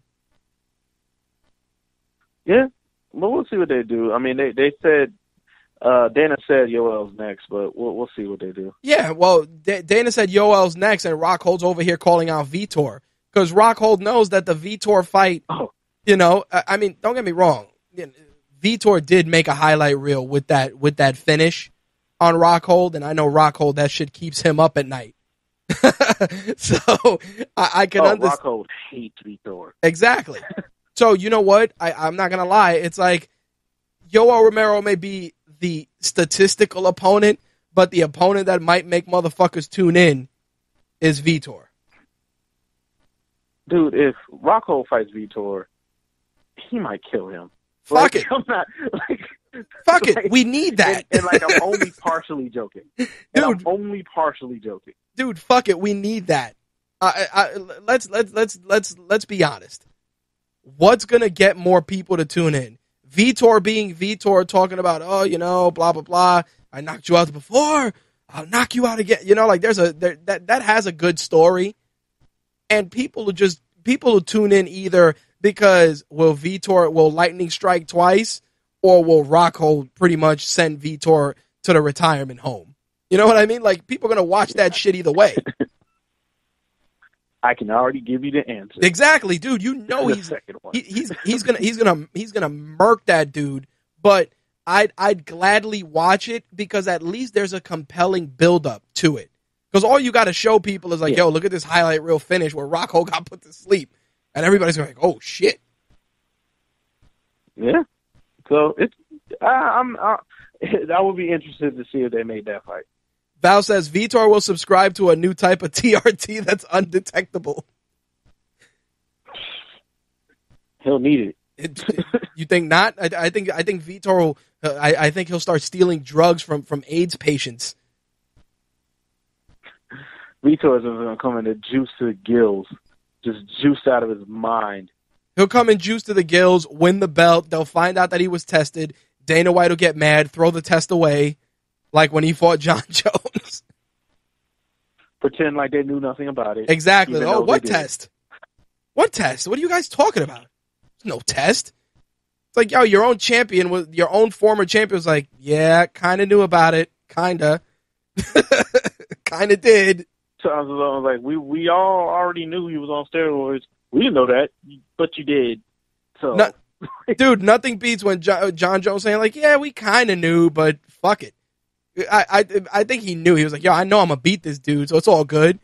But like Val just said, they'll fight in Brazil and duck the Nevada State Athletic Commission. Because, the commission in Brazil is not gonna put a hot test for one of their own out there. You know that. Especially not Vitor. There you go. Dude's like the honorary mayor over there. But let's get to the big one, the one that just upset countless people across the country. But yet you can hear the entire country of Ireland cheering through your television set. Jose Aldo, Conor McGregor, build up to this fight was incredible. I mean, even when they were at the media day, and it was funny, they were at the media day, they walked away and they gave each other that nod of respect, and Dana White like shook his head like, what the fuck just happened? Like, he didn't know what to do with himself. He's like, yo, y'all ain't trying to kill each other? Like, I think that those guys realized that at that moment they were like, yo, we are hours removed from getting what is without a doubt the biggest payday of our lives. So let's just give these people a show. Like when Aldo came in and he did the Bruce Lee like McGregor did, and McGregor tried to kick him. It's like Dana White's like, yes. Dana White was like the Emperor in Star Wars. Let the hate flow through you. He was hyped, dude. mean, all that pre-fight stuff was really great. I mean, like I said, I went with Taylor to watch the fights, and Taylor's like a super casual fan, right? And the moments before the fight, also I love that McGregor came out to Notorious, Biggie, but like the moments before the fight, and like something I was saying to Taylor, because all he knew about McGregor is he talked a lot of shit, and that's what everyone knows. and he was like, man, is he like Chael Sonnen? And like there was a moment before the fight where McGregor was like walking through the tunnel, and I'm pretty sure he passed. I don't think he passed Aldo, but I think he passed like Aldo's camp and like mugged them. And then there was a moment like where he was walking and he looked kind of nervous, and he looked up and smiled at the camera, and I was like, no, he ain't like. And like I was like, and I pointed out to Taylor, and I was like, he's not like Chael, because Chael didn't believe anything he was saying. No, Chael was a character. Yeah, everything McGregor is saying to you, he believes. Yep. Like, it may sound outlandish as hell to you, he believes it though. Yep. So, I wasn't expecting and I don't think anyone, including McGregor, was expecting to win in 13 seconds, but. Yeah, it happened that way. I don't prescribe to the notion that Aldo was scared of him. No. Aldo fought way out of character, or Nope. he was nervous. I don't think any of those things happened. I do think his first punch was sloppy as hell. And that could have been from a number of things. That could have been from not fighting in a year. But I don't think that had anything to do with being afraid of, or I don't even think he was. I won't say he wasn't annoyed with McGregor, because I'm pretty sure he was. But I don't think it was McGregor's so deep in his head. No. He destroyed him mentally. Because I saw shit like that. And also from one of the things that annoyed me, and what prompted like my little mini rant about like people don't know shit about MMA, is like people are like, well, he didn't even look McGregor in the eyes. Like, this is how I know you don't watch MMA. Like, he never looks. He always does that. Yep. That's not a new thing. Nope. Like, not a new thing. I mean, and here's the thing. These guys are walking into this cage, and yeah, you know, they hated each other, they whatever the case may be. But at the end of the day, these guys, as soon as that cage door closed, yes, they're defending their honor, they're representing their country. There's a million different reasons that are there for each guy. But I'm going to be honest, when that cage door closed, those guys thought to themselves, win, lose, or draw, we are getting fucking paid. And I hate to say it, like people are over here living and dying by Jose Aldo and Conor McGregor, and it's like, yo, these guys, it's like what I said to you before, you know, champions are defined by their challengers. And it's like, Jose Aldo made probably the most fucking money fighting Conor McGregor than anybody he's ever fought. That's not to say that they didn't deserve it or they weren't talented enough to be in the cage with him, but I'm just talking about the real motivator here, besides a belt. Fucking zeros. It's like every one of those Irish fans that booed Jose Aldo put money in the fucking guy's pocket. Yeah, and that's what aggravates me. Like when I went into the weigh-ins on YouTube when I put it on the site. And, you know, you have the YouTube comments scrolling in the corner. And people are incredibly brave when they hide behind, you know, online handles. And people just saying just terrible and belligerent shit. And I laugh because I'm like, you guys are part of this machine. Every one of you that buys a pay-per-view, every one of you that writes a comment or sends a tweet, you're fueling this machine that is making these guys get fucking paid right now. So you go ahead and say that, you know, Conor McGregor is GOAT or Jose Aldo's a chump. At the end of the day, these guys are counting their money, not giving 3 fucks about what you say. Zero. Yeah, that's why one of the reasons, like, I never prescribed to the Aldo was scared. Yep. Thing. Like, do you not realize, like, he grew up in a favela in Brazil? Like, he ain't scared of McGregor. Nope. Like, he's not scared of him. He may lose, but he ain't scared of him. Nope. Fear like, had nothing to do with that. Fear had zero to do with it.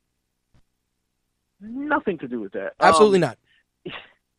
What really? Yeah, No, go ahead. Oh, and like I said, like, I like McGregor. Like, I've always liked McGregor. Dislike his fans, because they're belligerent assholes. But I like McGregor.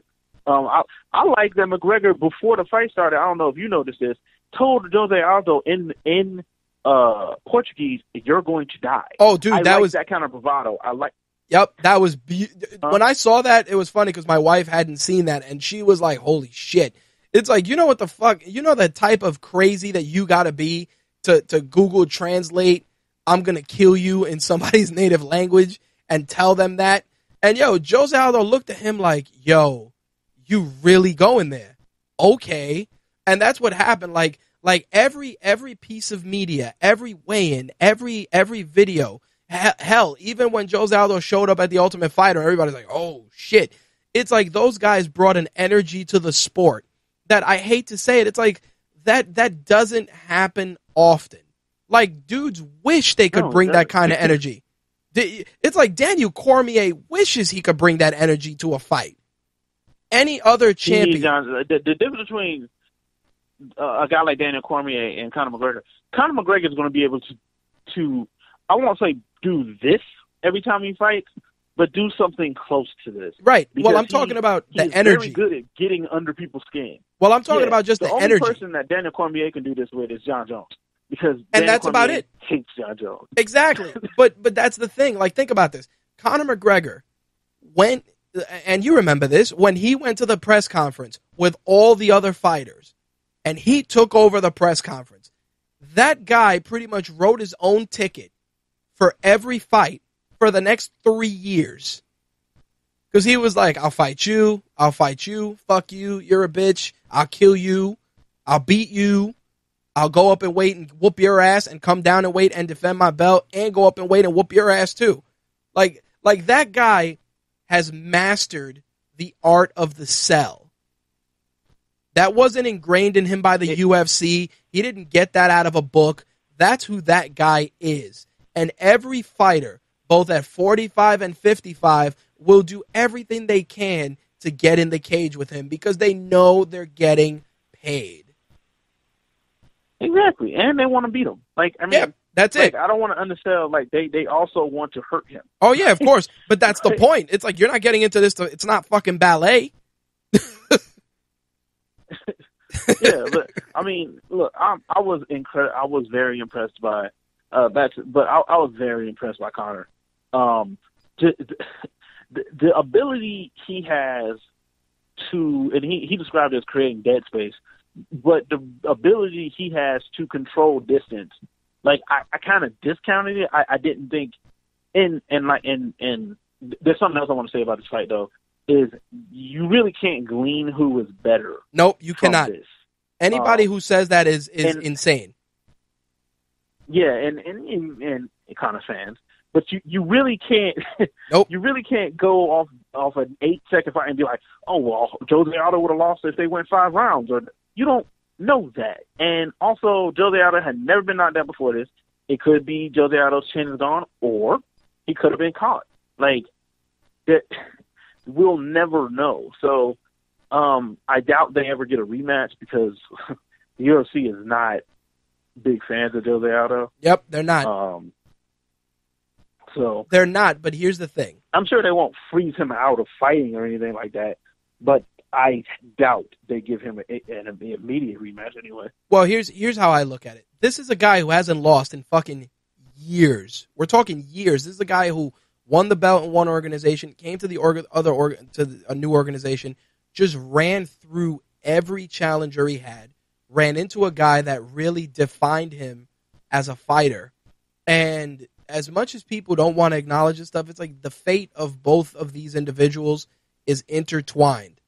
After this fight, it's like any fight that they have after this is still going to be on this level. And the reason is because you always have the what ifs, the woulda, coulda, shouldas. You're going to have instances where McGregor is going to be like, yo, like all McGregor has to say at a press conference is like, yo, it took 13 seconds to put you to sleep, homie. Don't make me do it again. And Jose Aldo is going to get that fire lit under him again. And we're going to get magic again. Because you got to remember, at the end of the day, Jose Aldo's like, yo, and he said it already in interviews. He's like, yo, for me to process this, it's fucking hard. Because it's like all this talking, all this shit, Conor McGregor calling his shot. Yo, I'm taking him out in the first round. You know what I mean? Like, yeah, you couldn't have predicted a better story if you tried. But as somebody who's a fan of the sport, you cannot discount that you need, every hero needs a villain. Jose Aldo needs Conor McGregor. Needs him. Because it's the only way that division is going to be defined. It's based on those two guys. Yeah, Conor McGregor can fight Frankie Edgar, but you're not going to sell it the same way. Because when you're fighting a guy like Jose Aldo, there's national pride.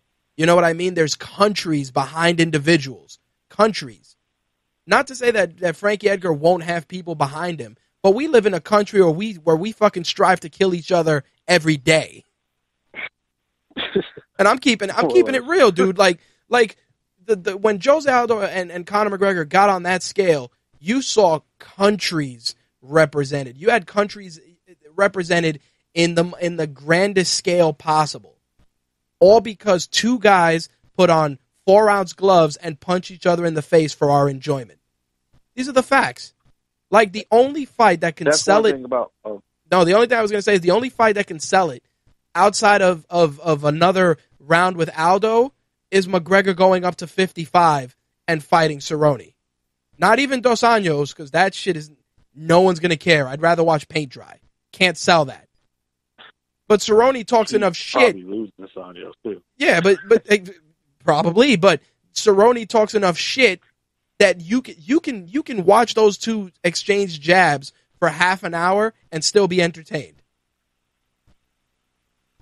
Yeah, I mean, and according to Conor, he is planning on moving up. So, yep. I think that what they're going to try to do is have him be a 2-division champion. Right. Problem with that is, though, is it's not like he's going to be able to just walk into 155 and beat a Dos Anjos or Donald Cerrone, because that's who he'd be fighting. Right. Like, Dos Anjos just beat a fighter fairly similar to Conor. Maybe doesn't punch as hard, but fights a similar style. And he beat the hell out of Anthony Pettis. He did. He did. He did. But here's the thing, and this is why I think I'm gonna take a break from doing any fight picks, because when you look at this fight, you never in a million years, and this is just the way this sport works, never would have thought that Jose Aldo would have gone in there and got taken out in 13 seconds. On the contrary, we were watching a fight in the UFC gym, and my buddy Jimbo Slice was like, "Yo, man, Aldo's gonna kill this guy," because that's what many of us, including myself, it's like, Conor, I like you, you're a cool dude, you know how to sell a fight, but Jose Aldo's Jose Aldo, and he's a fucking maniac, and he may kill you. Like, these are the facts, man. Anybody that really knows the sport thought that in their heart of hearts. Sorry to say it. It's like, yeah, McGregor this. Everybody's like, yeah, I had McGregor. Yeah, okay. I mean, when I was looking at the fight, and Taylor can vouch for me, I was like, I think Jota is going to win. Right. But I couldn't really figure out how, per se. Right. Not that I didn't think it would be difficult for him.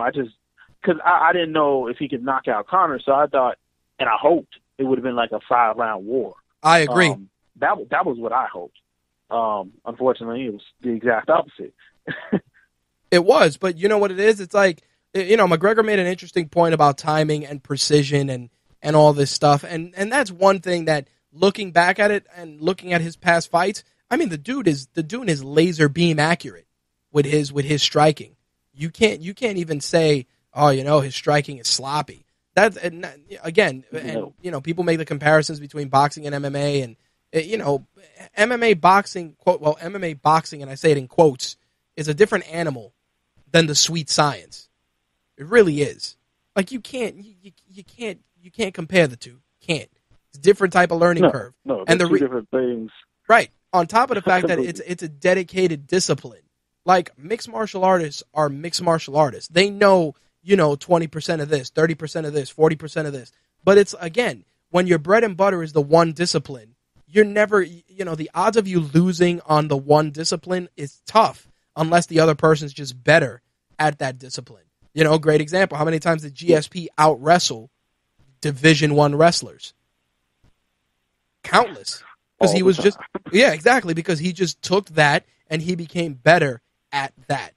In Conor McGregor's case, the guy has fluid movement, very, very accurate pinpoint striking, and the only way you're going to beat a guy like him is you're gonna beat him to the punch and try and take him out.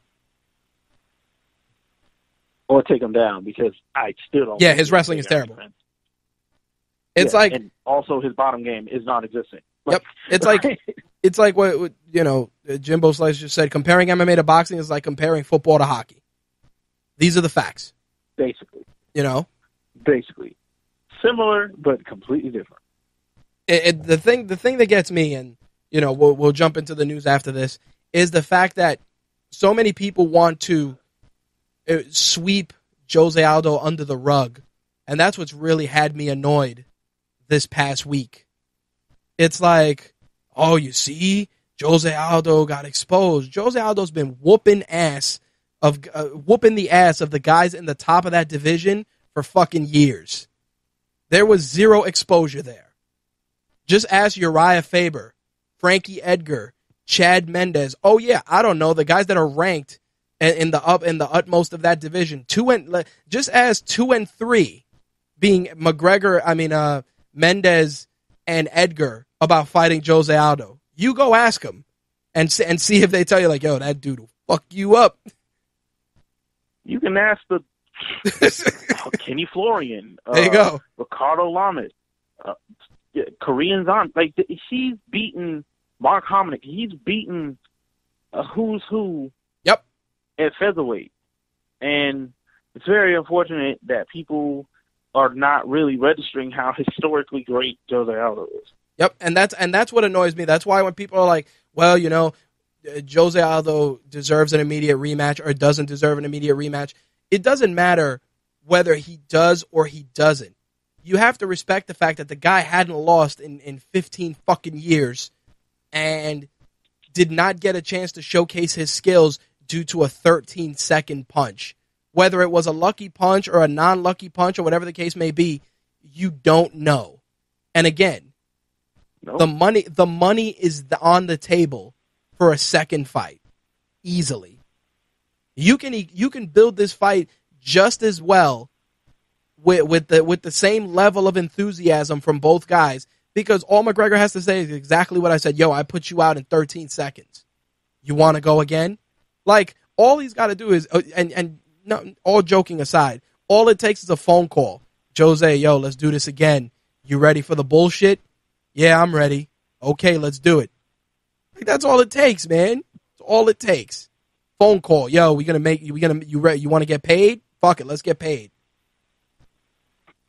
Yeah, we'll see though. I mean, I don't know how much the UFC wants to deal with Jose again. Yeah, I know, but that's just Dana White being a fucking fickle bitch. I mean, he's the same guy that was like, oh, well, he's probably going to fight Frankie next. But McGregor, it's like what somebody said on a group a couple of days ago. Somebody said, yo, Dana White doesn't give fucking Conor McGregor orders. Conor McGregor gives Dana White fucking orders. No, he did. Like, if Conor McGregor is like 100%, like, I'm not cutting back down to featherweight ever. Right. I'm going to 155. Like, there's nothing. They're not going to tell him no. Right. But here's the thing. Lorenzo Fertitta said something very interesting. He goes, oh, Conor McGregor has the makings of a guy that can make $100 million. Oh, really? Thanks for letting us know that. That clearly means that you guys are fucking, counting the fucking ducats from this fight. So, okay. Like Jimbo Slice just said, a 15-year reign is enough of a rematch. Those guys can sell it and probably eclipse this one. And if you put it on the UFC 200 card, coupled with, Jones and DC, Holmes and Rousey, and, Rockhold and fucking whoever at this point, you'll be fine. That will be a ridiculously long card. Fuck it, I'll take it, dude. You're talking about 5 title fights. Well, wasn't UFC 100 close to that anyway? What do we have? 3 fights on the 100 card? 3 title fights? 3 title fights? Lesnar and Mir. Yep. GSP and Thiago Alves. Right. I think it was only 2 title fights. I don't think it was 3. Little Google foo real quick. Lesnar and Mir, GSP and Alves, Fitch and Paulo Thiago, Dan Henderson and Bisping, and it was 2 fights, 2 title fights. Oh, John Jones fought Jake O'Brien. Yep, that was like John Jones' second fight in the UFC. Yep, but still 2 title fights, and then you had some decent fights on there. But dude, you put 3 title fights on there, forget it. I mean, they want to go big with this card, so that would be the way to do it. Yep, but it's like Jimbo Slice said. Dana's problem is he's a fucking child. very spiteful. And it's true. It's like you said, he may not want to deal with Jose Aldo just on the strength of Jose Aldo being his own man. Like he may just be like, fuck you, whatever. Which is stupid because, again, money. Yes, but Dana White does a lot of stupid shit. Yep, so.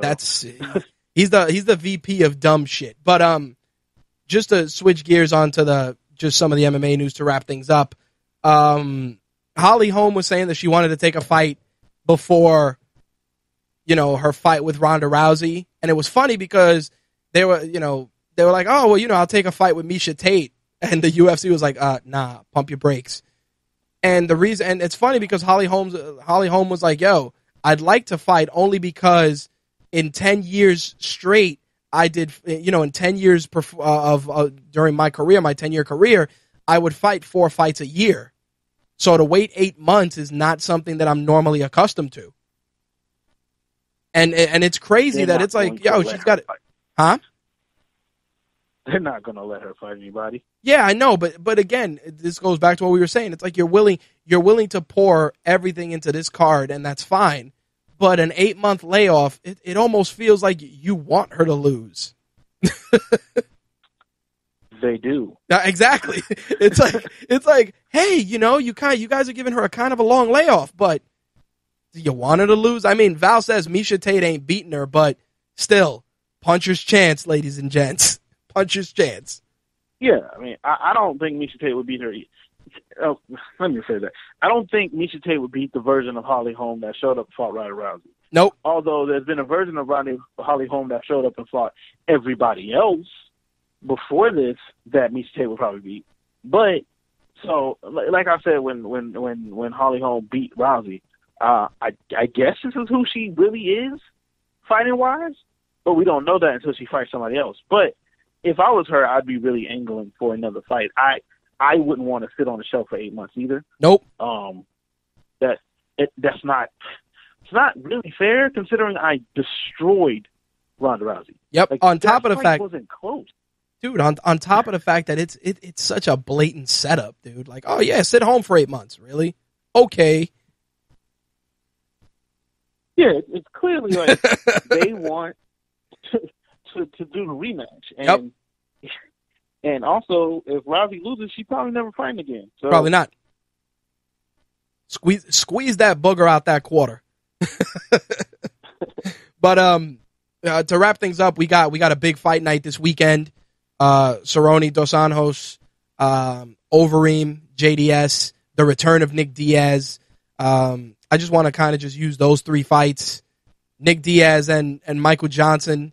I think Nick Diaz is going to come in and try and make a statement because he's been off for a minute, but Michael Johnson has been on a tear. So that fight could go either way, but I think if it goes to the ground, Nick Diaz is choking him out. Yeah, if it goes to the ground on the feet, I think the blueprint has been laid to fight the Diaz brothers. Only thing is, I don't think Michael Johnson can fight that way. Nope. Like he's a forward pressure fighter, right? And it'll be interesting how the fight plays out with him and them both basically going straight forward at each other.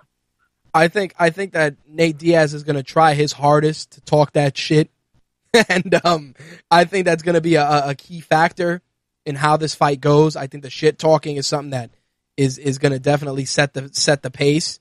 Only because Michael Johnson's going in there with a guy who, again, the Diaz brothers aren't about knockout power; they're about punches and bunches. And I think that when it comes to that, Michael Johnson's going to have his hands full.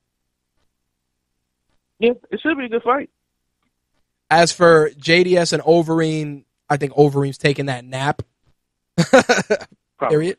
Most likely. Period. It's like, hey, nice to know you. Take this nap. And it's funny because he's like, yeah, I've been thinking about exploring free agency. You do that. Well, I mean, hell, Bellator will sign him. Like, they would. Will give him dumb amounts of money to sign with them. Yep. So JDS is my pick. Cerrone Dos Anjos, tough one to call, but I think Cerrone's running on another gear. I think we might see that title change Saturday. I actually just watched their first fight on YouTube like couple days ago. They put it up on YouTube. UFC did. It'd be interesting. I want to see what Cerrone does differently this time in the fight, because I can see him winning, but I want to see if he does what he does differently against Dos Anjos that he didn't do the first time. So I could see the title change of hands, though. Yeah, I kind of see that, and like I said, I'm curious, and we'll use this as kind of just to bring it full circle. We'll see if McGregor's in the stands for this fight. That's all I'm saying. Is it in Vegas? Huh? Is the fight card in Vegas? Orlando. Oh, well, he can still be there. So it'd be interesting to see if he's there. Makes you wonder, because I swear, if they show him in the fucking stands, I'm like, I know where this is going. Yeah. Simple as that. And then, of course, in January, Robbie Lawler and Carlos Condit are going to bleed for us, because that's pretty much that. I cannot wait for that fight. That fight is going to be ridiculous. Those guys are going to beat that. It's almost guaranteed somebody's taking a nap. Like, we joke about it, and you and I joke about this stuff all the time, but when guys like Robbie Lawler and Carlos Condit get in there, that's where it's going. And in Robbie Lawler's case, the percentage of it happening is quite high. And if someone isn't going to take a nap, like Carlos Condit is going to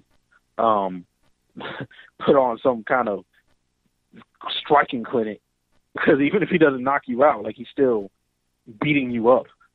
Yeah, I'm telling you, somebody's going to get the Ric Flair Crimson Mask.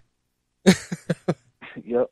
That's what's going to happen. But with that said, just to kind of wrap up the MMA for the year, best fight of the year, in your opinion? Best fight of the year. It's a great question. Probably Robbie Lawler versus Rory McDonald. That's you beat me. You beat me to it. That was a great fight. Everything about that fight was textbook, man. Yeah, I think that would be my fight of the year. Absolutely. In terms of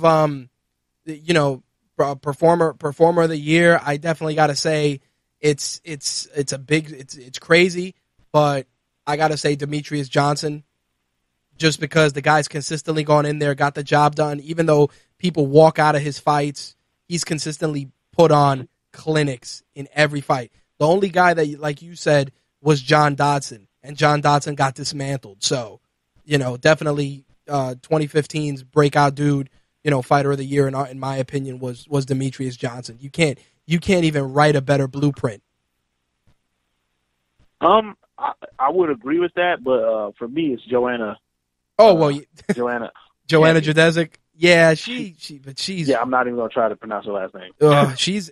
What's funny? She's a rare breed of fighter, as in her star just came. She came out of nowhere. Her stock rose very quickly, and she approaches the fight game like a man.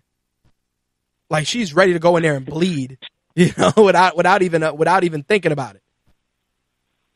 Yeah, and like she's so violent. Yeah, definitely. That's my favorite. Like, she's out here trying to hurt these girls. Yep, 100%.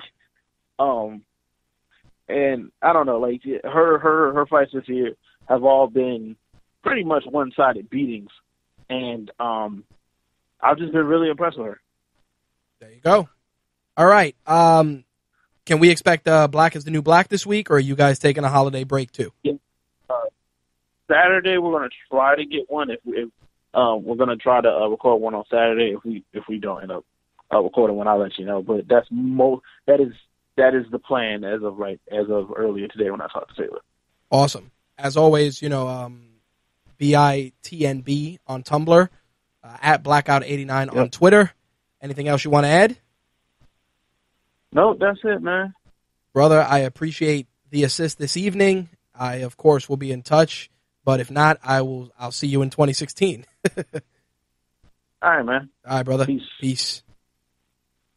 That was our very own Ben. Follow him on Twitter at Blackout89. Make sure to look on RageWorks.net for past episodes of the Black is the New Black podcast. Of course, odds are there will be a new episode this weekend. If not, obviously, keep it locked to RageWorks.net. and our Facebook fan page for any updates. All right, definitely, like I said, it was a lengthy MMA segment. I knew we were going to go that route only because there were 3 cards, lots of MMA news to discuss, and we're going to keep the ball rolling and shift gears and jump into some wrestling. Booker T, take us away. We want the gold, sucker! Hulk Hogan, we coming for you, nigga! We're going out tonight to kick out every night, to get anything we want, take everything inside. We're going till the world stops turning while we burn it to the ground.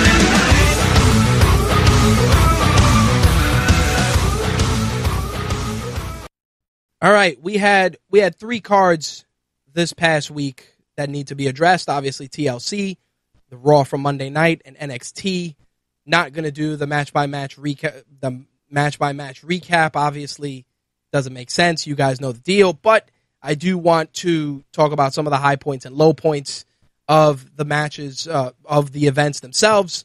On the WWE TLC side, definitely some solid matches, which is crazy because, as I've said in previous shows, you did not expect a quote-unquote filler pay-per-view to deliver not only stellar matches, but just some solid storytelling for once. I mean, considering that we were coming into this pay-per-view with some really, really low Raw ratings, and on top of that, just a large dissatisfaction from wrestling fans, both casual and hardcore, showed you that WWE knows how to kind of bring you back in when necessary. I mean, their kickoff match for that evening, of course, was Becky Lynch and Sasha Banks, and you guys know that these ladies are capable of delivering magic on the NXT stage.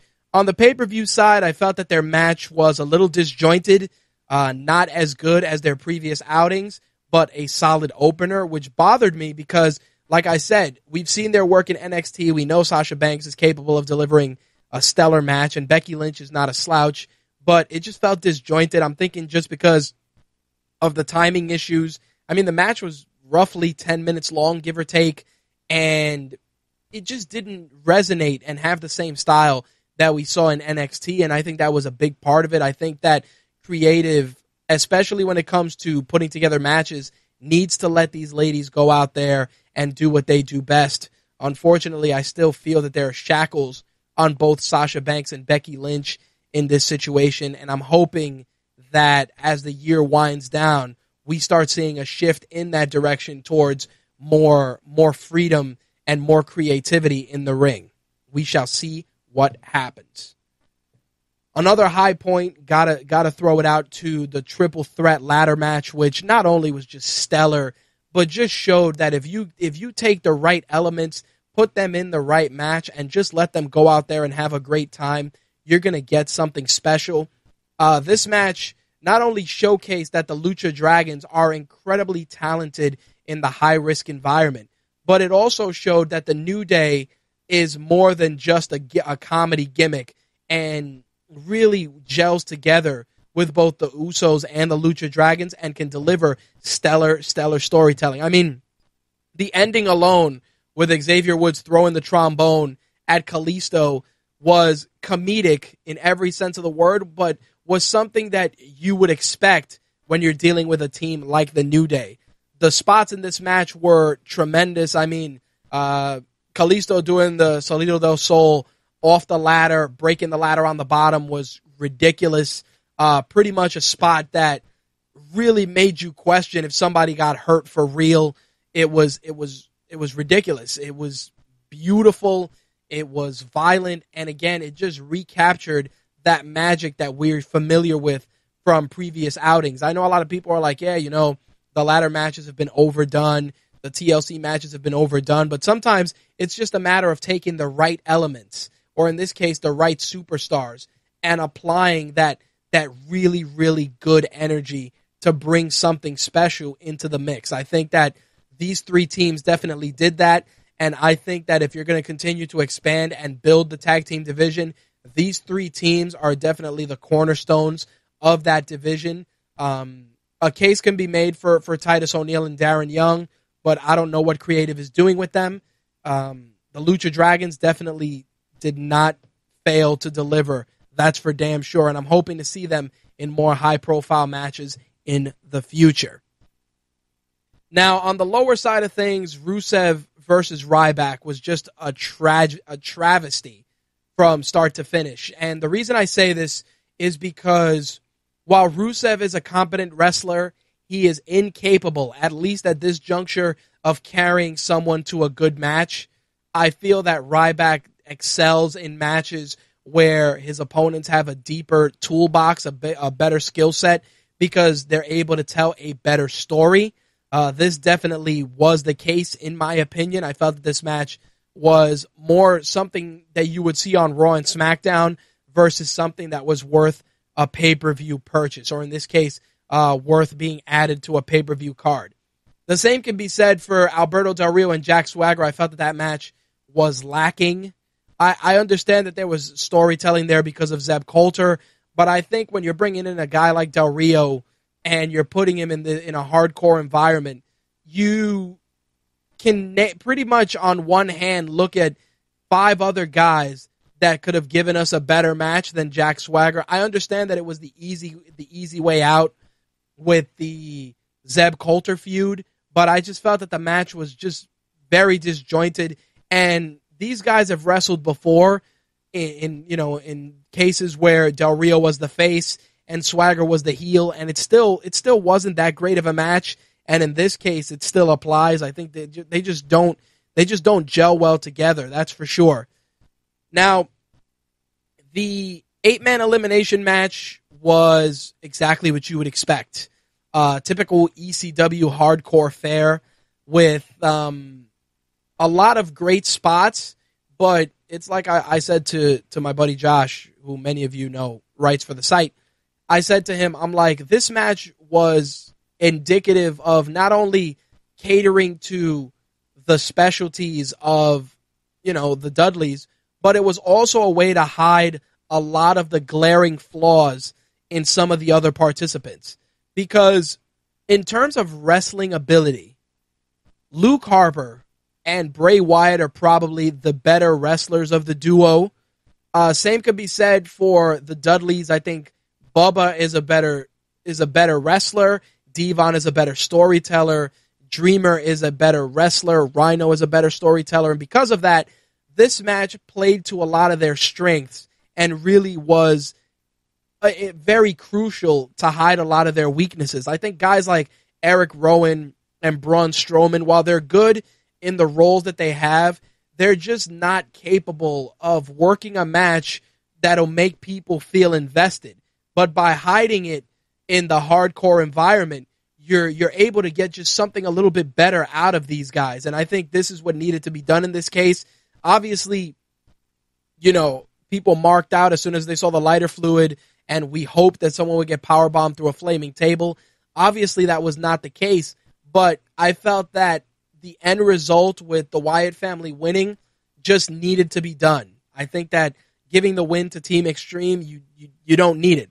I think that the Wyatt family as a unit are capable of being playing a bigger role in WWE programming, and I think that utilizing them to put over a part-timer like Dreamer or a veteran like Rhino who really doesn't need it, or even veteran guys like the Dudleys, it's doing more harm than good.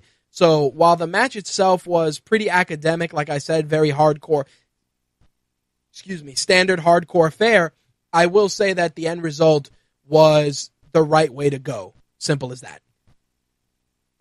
High point for me, IC title match, tremendous storytelling. I really hope that we can see a lot more of Kevin Owens and Dean Ambrose, only because there's tremendous chemistry there, great storytelling, and just a really good dynamic between these guys. I think that if there's anybody that can bring out a little something extra out of Kevin Owens, it's a guy like Dean Ambrose. Dean Ambrose has, as of late, been a background player, mostly for all the stuff involving Roman Reigns. But when you give him a chance to shine and put him in there with a capable opponent, we really do see something special. And the fact that it carried over into Raw, which I'll get into in a moment, was, just a step in the right direction. And like I said, I hope to see more of that. On the low side, the Divas Championship match, again, two women that have a great skill set, are capable of working well together. Just the match, again, disjointed, not as good in terms of chemistry, and I just expected more. And that was definitely the case here. Obviously, the shenanigans with Flair and all the stuff, we know that it's all part of the inevitable Charlotte heel turn. I just felt that this match was not a match that showcased the Divas Revolution. I just felt that it was fuel for the inevitable Charlotte heel turn and did nothing for either participant, which is a shame because you thought that by putting the belt on Charlotte, we would be seeing the same level of masterful storytelling that we saw in NXT. Unfortunately, the petty squabbles and the questionable promos from Paige have really just been the main drivers in this feud, and it really is something that the build-up was better than the payoff itself. That's all I'm saying. As for the TLC match was exactly what you would expect. We knew that you were going to see interference from the League of Nations. Obviously, it was a no-brainer. I think that the story was well conceived. It was well thought out. Sheamus actually carried that match and allowed Roman Reigns to look better than he has in most of these environments. I think that the performance from Sunday night was the measuring stick for which Roman Reigns is going to be looked at going forward, and it's pretty much what I've said before. If you put Roman Reigns in there with a guy who's semi-decent and capable of a decent match and is able to work a stronger, more aggressive style, then you're capable of getting a good match. I mean, Sheamus isn't exactly setting the ring on fire with his wrestling, but he's a power wrestler that makes his offense look incredibly believable. He makes, a lot of the shots he delivers are very stiff. It really looks like there's a genuine fight going on when he's involved. I mean, when Sheamus ends, comes out of a match, he's scratched, bloody, bruised. I mean, a lot of it can be due to the fact that he's pale as a fucking sheet of paper, but it's also because it's a very physical, smash mouth style of wrestling that he uses, and I think that was just something that made Reigns look better in this instance. That's not saying that Reigns was the better wrestler. I just feel that Reigns was capable of telling a better story because of the way that the match was structured. And overall, I felt that because of that, the match was as good as you would expect, but it was really the payoff afterwards that solidified where WWE is going, and that is that they're investing heavily in the Roman Reigns train. Now, obviously, they've been starting and stopping his pushes for quite some time, but his attack on Triple H and his attack on the League of Nations and Sheamus after the match showed that we're getting into this more aggressive, take no shit, no nonsense guy. And I think it's a step in the right direction. I still say that Roman Reigns needs to be himself in these promos because you can see when somebody is writing, when somebody ghostwrites his promos, you can see them based on delivery and the emotion behind them. What we saw at the end of the night was a guy who got screwed out of his title based on management and the members of a faction becoming involved and just a litany of screw jobs left and right, and the guy hit his breaking point. I think they did a stellar job in reinforcing that and bringing it full circle. Now, is it something that was the right thing or the wrong thing to do? At this case, like I said, TLC is kind of a throwaway pay-per-view, so I think that it was good to lay the foundation. But when I go into Raw in a moment, we're going to really see that it was meant to come full circle. Overall, like I said, I felt TLC was an incredibly solid pay-per-view considering that the lead-up to it was incredibly lackluster. So definitely good job by WWE with the TLC match. Like I said, with the TLC pay-per-view, high points, definitely the tag team match, stellar, Ambrose and Owens was tremendous, and the main event in terms of just storytelling and turning it up definitely succeeded. Low points, like I said, Rusev and Ryback was not good. Swagger and Del Rio could have been better, but it wasn't. And the Divas match, the Divas title match was fucking just not what you would expect considering who was involved. Simple as that.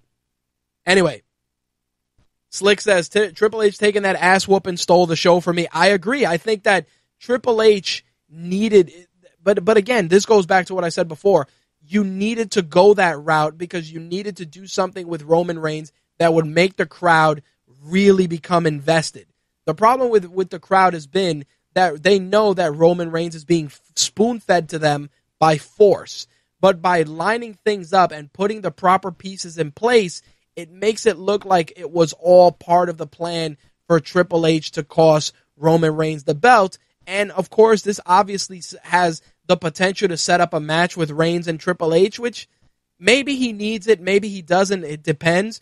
But I think with Roman Reigns, and I've said this before, you need to put him in there with guys that are better than him in order for him to continue to evolve as a performer. His mic work is still shit, don't misunderstand.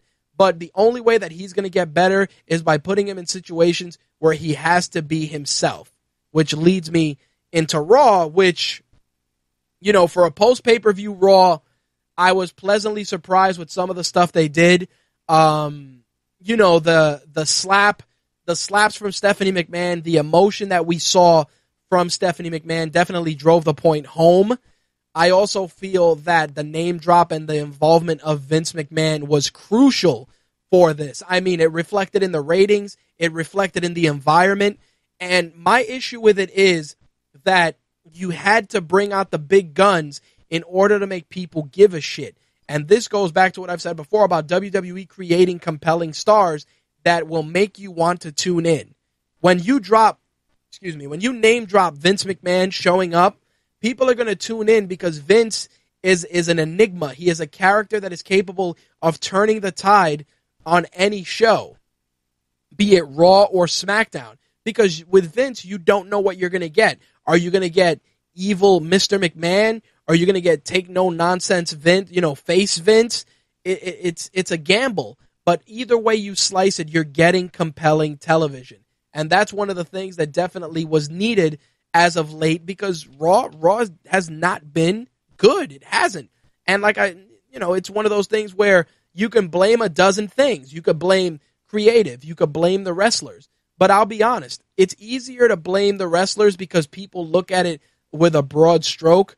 I always feel that the blame should fall solely on creative and Vince and management. And the reason is because the wrestlers go out there and they're told what needs to be done for the night. And either they go out there and it works and they gel together and they deliver good matches, or they don't. But at the end of the day, they're still following orders from Vince and creative. Creative crafts the story, Vince agrees with it or doesn't, and the wrestlers go out there and execute. So while it is very easy to come out here and say, yeah, Roman Reigns fucking sucks, he's terrible, he is. He does have glaring weaknesses. Promo work, 5 moves of doom, whatever. But, you're taking a guy who's essentially a trashy novel cover model and trying to turn him into a household name. You're trying to make a chicken salad out of chicken shit. And sometimes it works, sometimes it doesn't. But what happens is, and I've said this before, it's all about the wrestler in terms of can they take it to the next level? Yeah, creative gets blamed and management gets blamed, and that's fine. But, and Jay has said this before, it's up to the wrestler to take the brass ring too.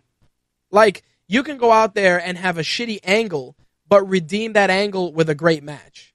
It has happened on more than one occasion. But you can also go out there and be a shitty worker in the ring, have shitty mic work, but creative will try and find a way to make you look good. In Roman Reigns' case, he falls into the category of we're going to spoon feed you this guy and we're going to put as many pieces in place as possible to make him a star. And some people, they react well to that, and some people don't. Vince McMahon and WWE, they know what they're doing. They do. Good, bad, or otherwise, we either hate it or we love it, but we still watch it. And in that, looking at it that way, my friends, they always win. Now, I will say this. When you look at the Attitude Era, which people love to compare things to, there were a litany of things that were working. Creative was running on a different level. They were taking a lot of risks. You had a different talent pool that was decent in one capacity or another. But in the same instance, there were a lot of guys who were fucking questionable as fuck. Like, you look at The Rock. The Rock is a great example, especially because they compare Roman Reigns to him often. The Rock, his wrestling was okay. It was okay. His opponents made him look good, but what made The Rock stand out was he was an entertainer. He was a guy that was capable of going out there and talking for 15 minutes, and you were glued to the television because he had that it factor. He had that one thing that made people want to notice him. Roman Reigns is a pretty face, but he doesn't have that it. He doesn't have that intangible that makes you, that compels you to want to watch this guy on your television. And that's not something, yeah, sure, you can put titles on him, you can write the best promos for him, but that it factor, you just have it. It can't be described. It's the same way that Vince, who is the CEO of a company, the owner of a company, can come out there and have you glued to the edge of your seats, call one of his performers a son of a bitch, and everybody just marks out. Because it's one of those things that Vince has it. He is the master of having it. Now, is it good or bad if he's on TV? It's open to interpretation, but Vince has it. Anyway, high points and low points. Ziggler and Ambrose. Obviously, the ending of this match is leading to the inevitable triple threat due to Kevin Owens' involvement, but I had no problem with this match. I think that these guys can go out there and really work, given enough time and a genuine feud, are capable of delivering a stellar match. But I'll tell you what really ruined this match was the fucking commentary team. They were fucking abysmal on Monday night, and they really made it. They made it really, really bad. On top of the fact that Ambrose's spots in this match, you can see them from a mile away. And it wasn't like his match with Owens that just told a better story. It almost felt like him and Ziggler were going out there and just having a spot fest. Like, that's really what it was. And yeah, that's what Ziggler's known for, but you don't want a match like that between two guys that are better than that. Simple. It's as simple as that. You really don't. You don't need a spot fest from each of these guys in 2015. Both are capable of telling a good story, but instead we'd rather go that route and just, have the commentary really just make it shittier than it was. Simple as that. There goes the Blog Talk Radio call drop. Hold on a second. Let me dial back in.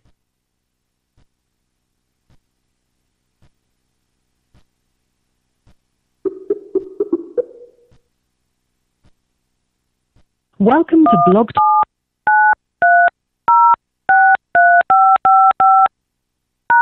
To start your show now. Since it appears you're calling back into a live show, we are reconnecting you now. We can always expect Blog Talk Radio to shit the bed, and of course they did. I figured we would leave 2015 without any call drops. Sucks that we got one, but in any case, as I said, I felt that to have such a spot fest between Ambrose and Reigns, just, it wasn't the move. Now, the R-Truth match with the R-Truth and Bo Dallas match, which led to Vince coming out, was probably the most awkward thing I've ever seen. And the reason is because, think about it, you're told to go out there, have a decent match, and your job is to essentially get thrown the fuck out. Like, that was really it. It's like, hey, you guys are going to go out there and fill 5 minutes, and Vince is going to throw you out. And like Slick just said, Vince gets super props for taking that ass whooping after having that hip replacement, even scripted. You know, it's true. I mean, there's a lot of stuff about Vince that you got to love. I mean, player coach being one of them. You know, he'll go in there and mix it up. His promo with Roman Reigns was tremendous. You could feel the energy that was there. And again, it helped Roman Reigns turn it up a little bit. You know, when he's like, damn it, don't you smile at me, damn it. And Roman Reigns is like, yo, old man, what the fuck wrong with you? Like there was a lot that was done there that worked, that helped Roman Reigns, but you needed Vince to do it. Like Triple H doing it, it comes off as Triple H still being a wrestler. Like nobody does evil owner better than Vince. Nobody does it. You know, like nobody does evil owner better than Vince. Like Triple H tries to do it and Stephanie McMahon tries to emulate it, but Vince is the gold standard of evil owners. If there was any other person that was close to that, is Dario Cueto on Lucha Underground in terms of just villainy. And of course the nut shot from Vince to Roman Reigns was just a little added bonus, because that just shows that, you know, you may be big, you may be bigger, you may be younger, you may be stronger, but a kick in the balls is a great equalizer. And I think that was one of those things that really worked in this situation. Again, Rusev and Ryback was just fucking terrible. You know, even with Del Rio and Swagger involved, it was, again, just no chemistry. I don't know if they're trying to create a tag team with Rusev and Del Rio, and maybe that's where we're going. But the match, again, it was pretty much taking the two subpar matches and lumping them together in a tag match, hoping that it would be better. It wasn't. Simple as that. Tyler Breeze and Neville's match, it was these guys, they were stellar in NXT, and WWE's pretty much neutered Adrian Neville to the point where he's just not unwatchable, but the addition of The Miz to this entire angle, just it's not doing anyone any favors. Not a high point for me at all. We got a do-over with the Extreme Rules match, obviously, for the Philly crowd. Same level of violence, same crazy spots. A fun match overall, and I think that it was done for fan service, and I got no problem with that. The Divas tag match, fucking terrible, and just fuel to the fire for the Charlotte turn. Not a good moment. And of course the title match, Sheamus and Roman Reigns, which was set up with the angle with Vince, was really good. It was really good, and the payoff with Roman obviously getting the belt, Vince McMahon eating a Superman punch. There was a lot of good storytelling. Reigns really went the extra mile, not only in terms of just telling a decent story, but mixing it up with Vince. I mean, the Superman punch to Vince and kicking Vince out of the ring, it really showed the brash upstart, you know, taking it to the conniving boss. Like Vince said, Vince engaging the ref took it back to the Austin days. I agree. I think that they're going to try and replicate that to a point with Roman and the McMahons. I don't know if that's really the direction you want to go in. I don't think that Roman is as compelling as Stone Cold Steve Austin, but stranger things have happened. But again, the narrative of, you know, face versus evil owner is one that, you know, it's a trope that we've seen before, but with proper execution, definitely has the tools to deliver a stellar payoff. Now, is Roman going to remain champion all the way to Mania? I don't think that's the case, but I think that Roman Reigns is definitely going to be chasing the belt in some capacity in 2016. I think that this was just a good way to close it out with the Slammies happening next week. I think it's a good way to leverage that as an oh my god moment. But we'll see what happens. I think that Vince's involvement was a big part of why Raw was solid this week. We did get a fair amount of rehash matches from Sunday night, which some people weren't a fan of. I mean, I like I said, I found a lot of them weren't that good to begin with, and then recycling them on Monday, either in tag format or in something else, just didn't do us any favors either. But I think that the bulk of the stuff with McMahon and Roman Reigns and Sheamus was good. I think that, the New Day, as usual, looked solid. The angle they had with the Usos and with the Lucha Dragons was solid. Obviously, adding fuel to the fire that we will be seeing these guys mix it up again. But not a terrible episode of Raw. I mean, the ratings definitely had a big boost. Vince draws, man. Vince is important. And like I said before, that's good and bad. It's good because obviously the higher rating is good. Bad because you still need to bring in a 70-year-old character to really force everyone else to turn it up a notch. That's just bad. That's just bad business in my opinion.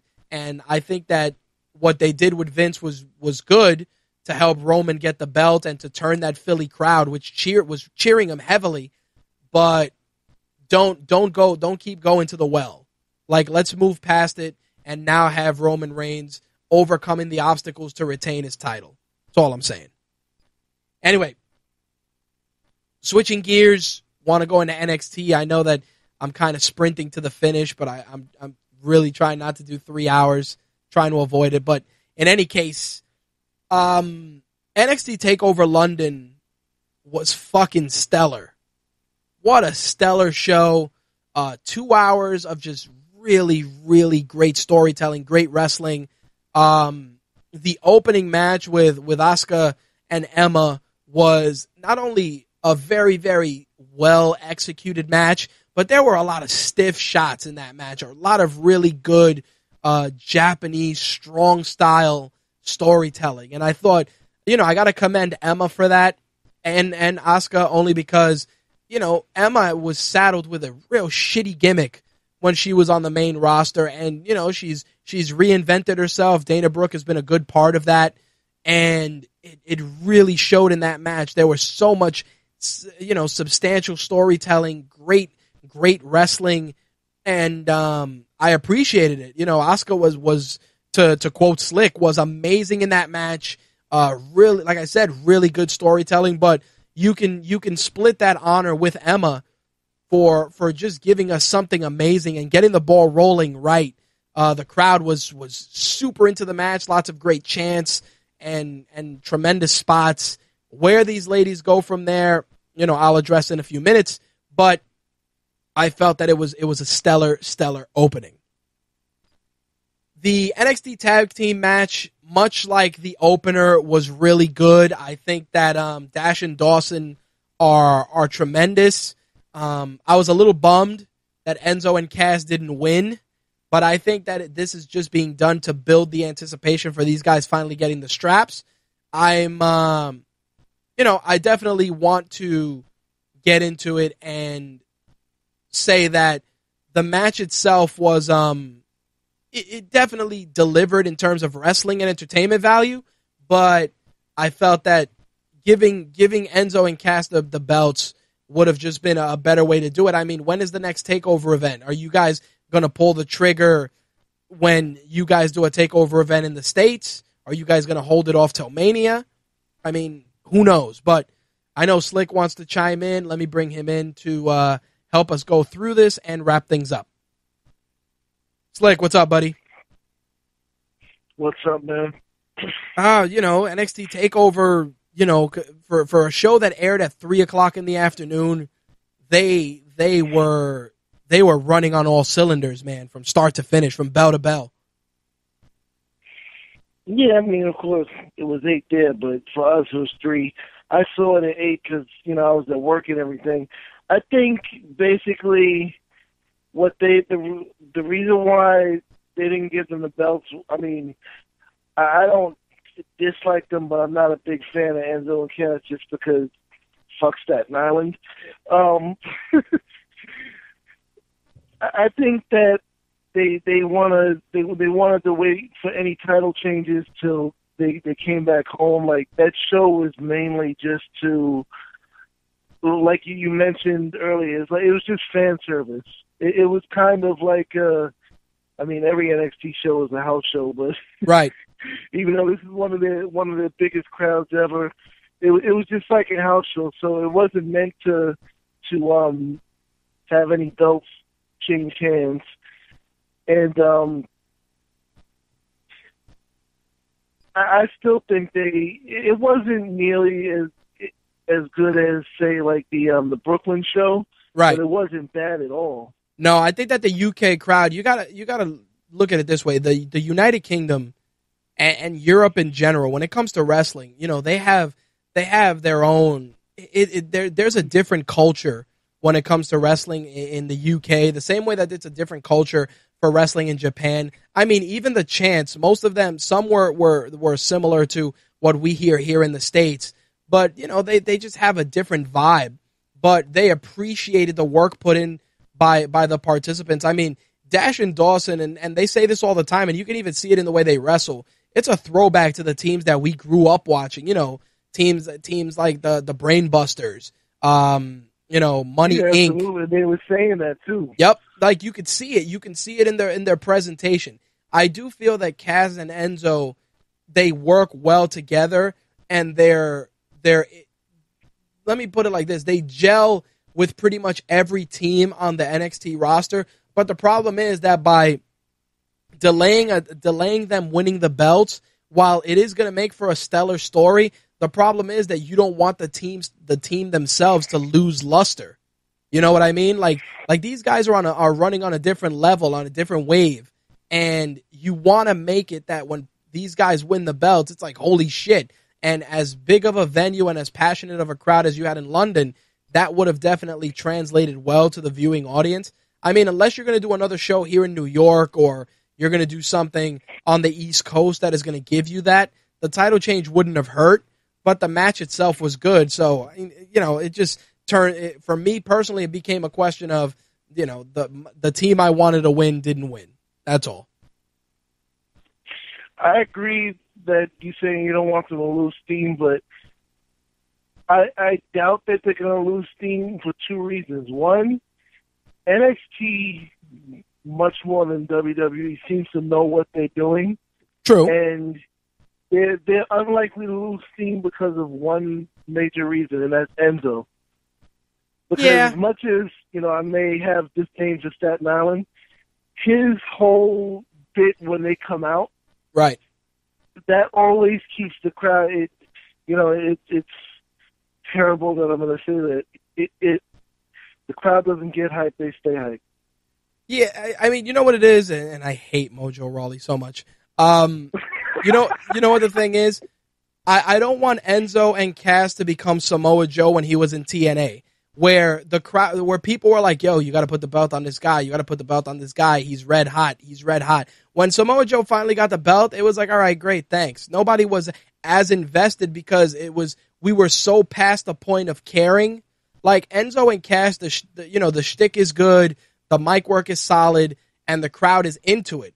But when you got, you know, teams like Jordan and Gable, who are just on another level when it comes to the crowd, you know, the Vaudevillains, you got enough tag teams in NXT that can make a lot of noise. A team like Enzo and Cass, even for a little bit, they need those belts. You know how I always say that some wrestlers don't need the belts? They need the belts. Yeah, they need the belt just because as much as Enzo hypes the crowd and everything, right? It's a perfect accessory for them. They're kind of like NXT New Day. Yeah, to a point, but it's exactly in that same realm. Sometimes you need it. Like the New Day have reached a point where even without the belts, they work. See, Enzo and Cass, they've already been without the belts for quite some time, and they've mastered that.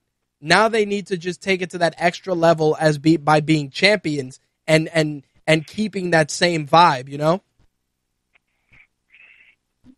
Yeah, no, I'm agreeing with you. I got to say that because go ahead. No, just because there are so many tag teams that they can't have it for too long. Exactly. They do need to have it. Right. And, the same thing that I felt about that match is what I felt about Apollo Crews and Baron Krang Corbin.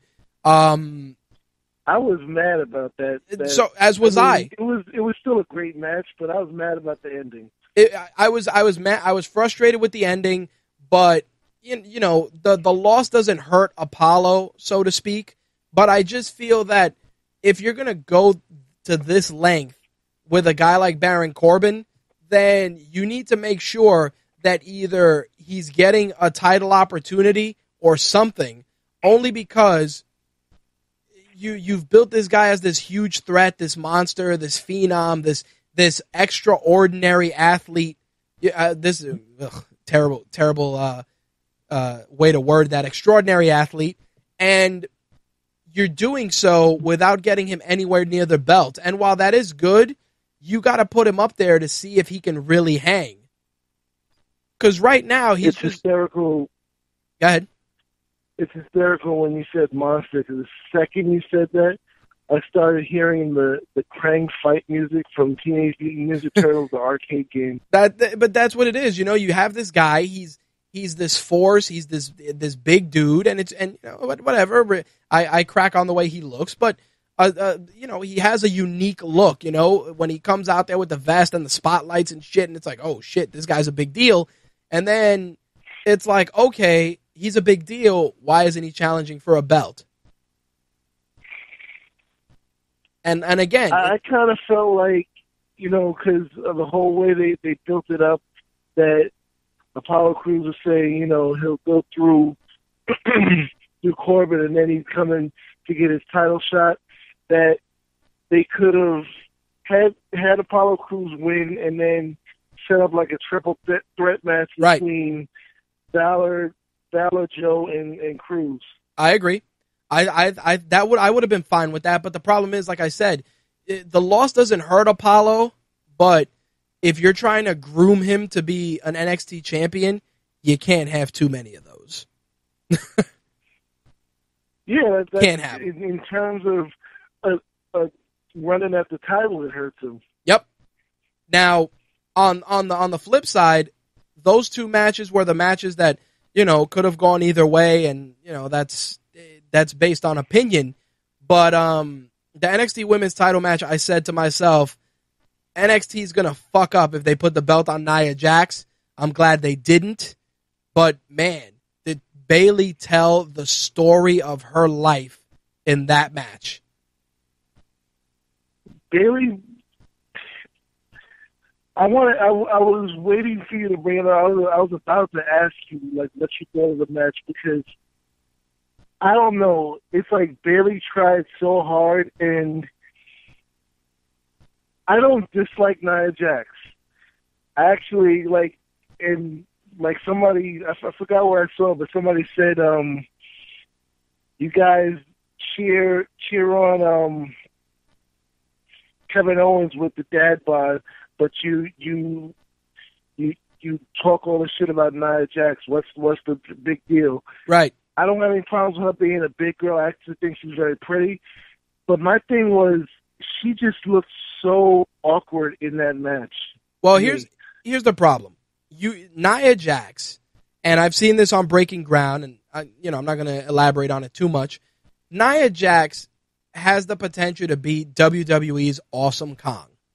And that's what they're going for. You could see it in the ring gear. You could see it in the way she carries herself. They're going that route.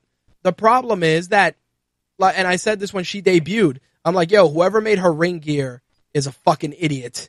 Because there's no flattering about that ring gear. She looked like a Fabergé egg with a face. And oh shit. Or those Russian dolls that you put one inside the other. She looked like that. And I was like, this is just not good. And even now, if you see her ring gear, very, very Awesome Kong-like. And I understand where they're going, and that's great. But you got to remember that when it comes to, and I said this when we were talking about it during the MMA segment, there's an expectation about people looking a certain way, and we all have those stigmas we got to deal with. In Nia Jax's case, she's a bigger woman, and you have to book her as such. But the problem is that don't book her as such and make her look that way. You know what I mean? Like work on making her look like not to make it that the focal point is that she's a big girl, but that the focal point that she's a threat. Like Awesome Kong was a big woman, but you never looked at Awesome Kong as a big woman. You looked at Awesome Kong as a chick that'll whoop your ass. Yeah, and she sold the match. Exactly. I honestly, like I said, I don't want to shit on them because I like both of them. Yep. But I felt like I was watching someone play like one of the old THQ wrestling games, and every time they locked up, the person was hitting left and B. Well, you know what I'm it like, is? how many fucking Samoan drops is she gonna do? Right, but you got to remember the entire booking style of that match was to get Bayley over as the underdog overcoming the odds. And that's what they did. Like, Bayley didn't use her Bayley to belly suplex because obviously that's just not happening. That wasn't happening. Exactly, but I'm glad that they didn't try to do something where she tried to do it. Like, there was just a better story by showing that Bayley has not only other moves in her toolkit, but that she had to go into another place mentally to win that match. No, I mean, it was fantastic that they showed that Bayley knew that it was kind of a David versus Goliath type situation. She's not gonna do be able to pull off her regular moves because she simply doesn't have the strength to get Awesome Kong off her feet, right, lifting her. Right. And like she did a more like she went for her leg, she kept drop kicking her and all that stuff, and then eventually with the guillotine chokes. So that part was great. I think. Go ahead. And Kong, I said Kong, that's fucked up. Nia Jax slamming her out of those chokes, that was great too. I just felt like really on the side of Nia Jax, they could have done more with her in that match. Like she did a good job throwing Bayley around, but I just felt like she could have actually, maybe had a moveset.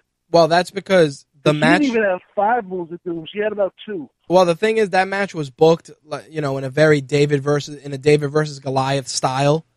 On top of the fact that Nia Jax is still learning, and you can see it. The problem was that you had to put her in that situation to create something unique for Bayley to overcome. Because at the end of the day, it's going to eventually be Bayley and Asuka, Bayley dropping the title to Asuka, and Bayley getting the call-up. That's where this is going. You know what's the best part about Bayley versus Nia Jax? Shoot. Before the match, when Nia Jax was talking shit and Asuka came up behind her and just smiled. Yep, because that's where it's going.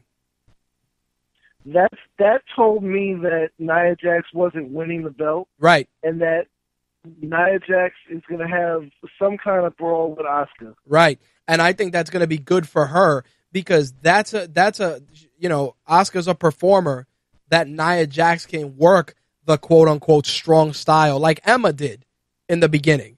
Emma was the Emma that we saw wrestling Asuka was not the Emma that usually wrestles, Oh, absolutely not. And that's what I'm saying. I think that Nia Jax, and I've said this before, it's something that's become textbook.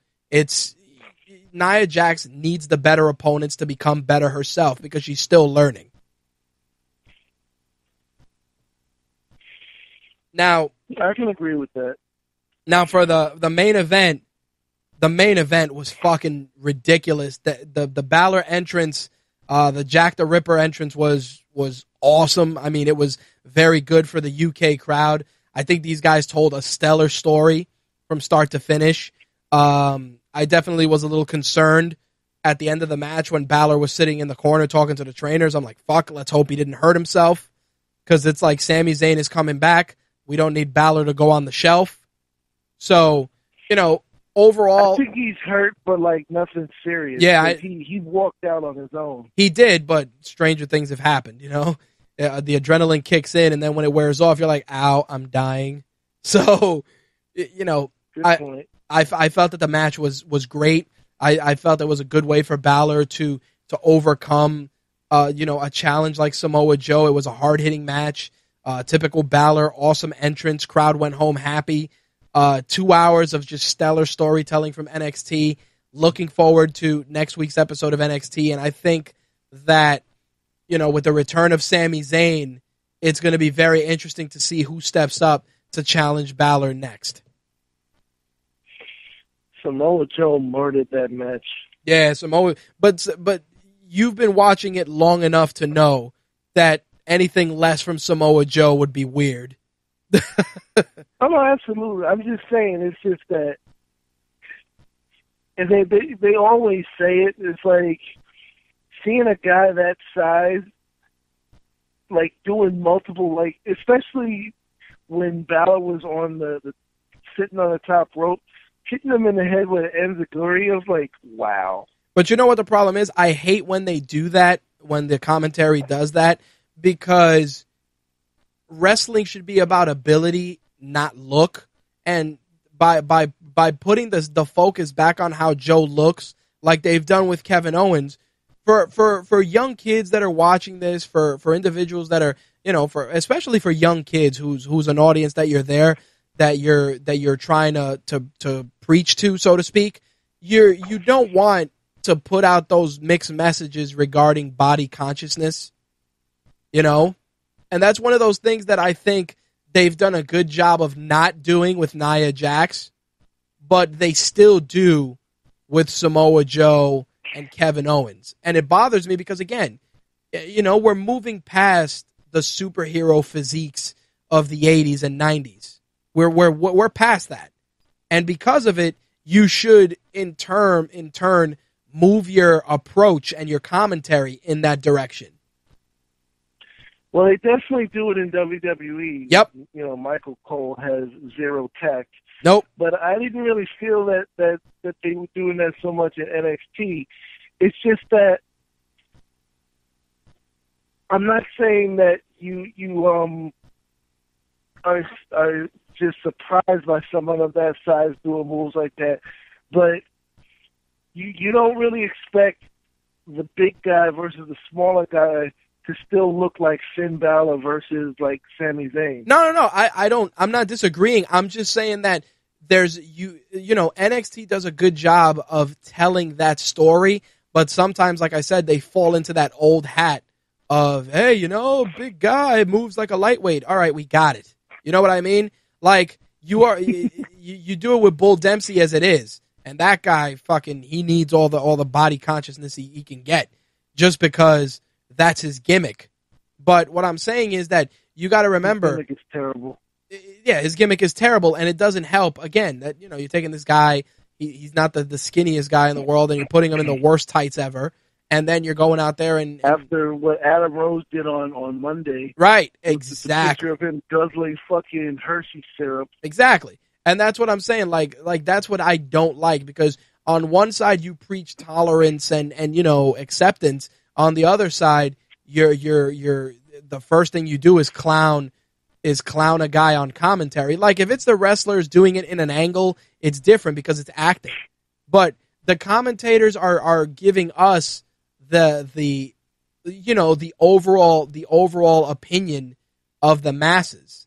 Like, that means that management feels that Kevin Owens is a fat piece of shit.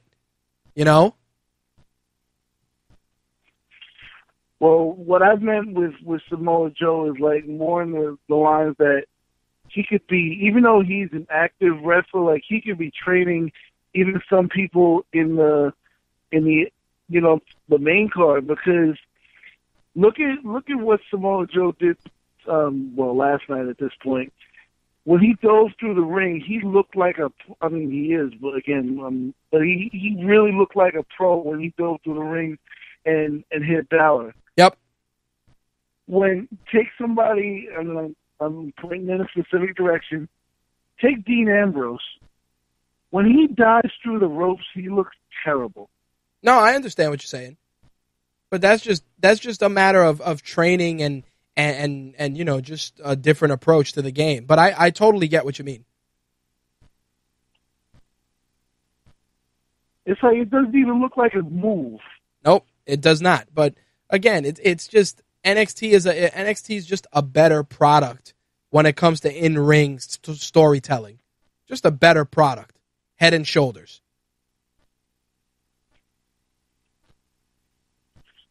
And that's what's kind of sad, because every now and again, we do get a good match like Charlotte versus Paige on Sunday, but it's like you said it earlier yesterday, like they nerf the people from NXT when they come up Correct. to WWE. It's like, okay, you're gonna wrestle like shit now. I was like, huh? Yep. It's a regression. 100%. And they gotta get their get their check, so they wrestle like shit. Exactly. It's 100% what it is. But I felt that NXT TakeOver was a great way to close out 2015 for NXT. I mean, they got the shows next week, but that they're not going to be, they're just going to be filler until the new year. But I think NXT did a stellar job. Next week we got the Slammies, of course, and that's pretty much it for this week. Anything else you wanted to add? No, I'm good. I just, I enjoyed TakeOver, so I wanted to chime in on it. You got it, brother. I appreciate your assist as always. All right, I'll talk to you later. All right, brother. Peace. Peace. That was our very own Slick. With that bit of NXT talk, just want to rattle off a couple of things to take it home. Lucha Underground, for those of you like myself looking forward to the next season, will be returning to the El Rey Network January 27th at 8 p.m. Keep an eye out for that. Check your local cable listings to see if you have the El Rey Network. Of course, I mentioned last week that Rey Mysterio has signed on to the El Rey Network, to Lucha Underground, and will be debuting probably in the second episode. You can read our write-up about the signing on RageWorks.net. This weekend, we have Ring of Honor's Final Battle pay-per-view, which you can watch on iPay-per-view and also on the PlayStation Network. If you haven't seen a Ring of Honor show and are a fan of NXT, I recommend you check it out. The title match is Jay Lethal taking on AJ Styles, and the TV title match is Roderick Strong and Bobby Fish. Tag team titles, The Kingdom is putting their belts up against War Machine. All great matches. Definitely need to check it out. Like I said, iPay-per-view or the PlayStation Network.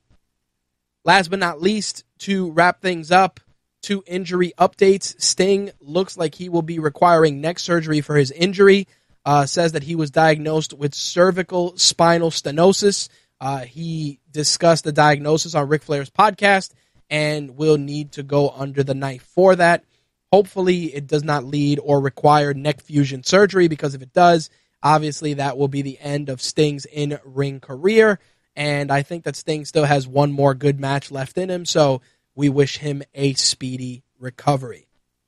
For those of you that are wondering where King Barrett was for the League of Nations beatdown at TLC and the involvement on Monday Night Raw, know that he is actually dealing with a nerve injury in his neck and should be back sooner rather than later. Nothing too serious, but the nerve damage definitely is something that requires some rest. But if you have read what's going on with SmackDown this week, then you'll find out what the deal is with Wade Barrett then.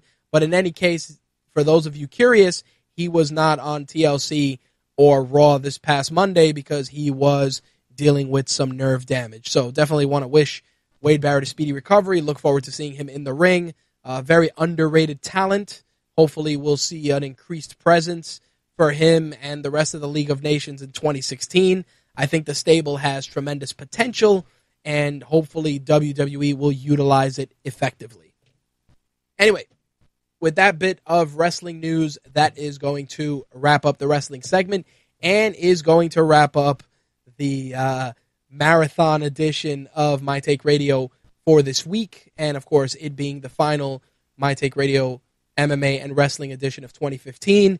I just want to take a moment and, of course, thank my colleagues, Ben, of course, from Black is the New Black, and Slick, of course, who, in addition to being our games editor, handles a lot of our production duties behind the scenes.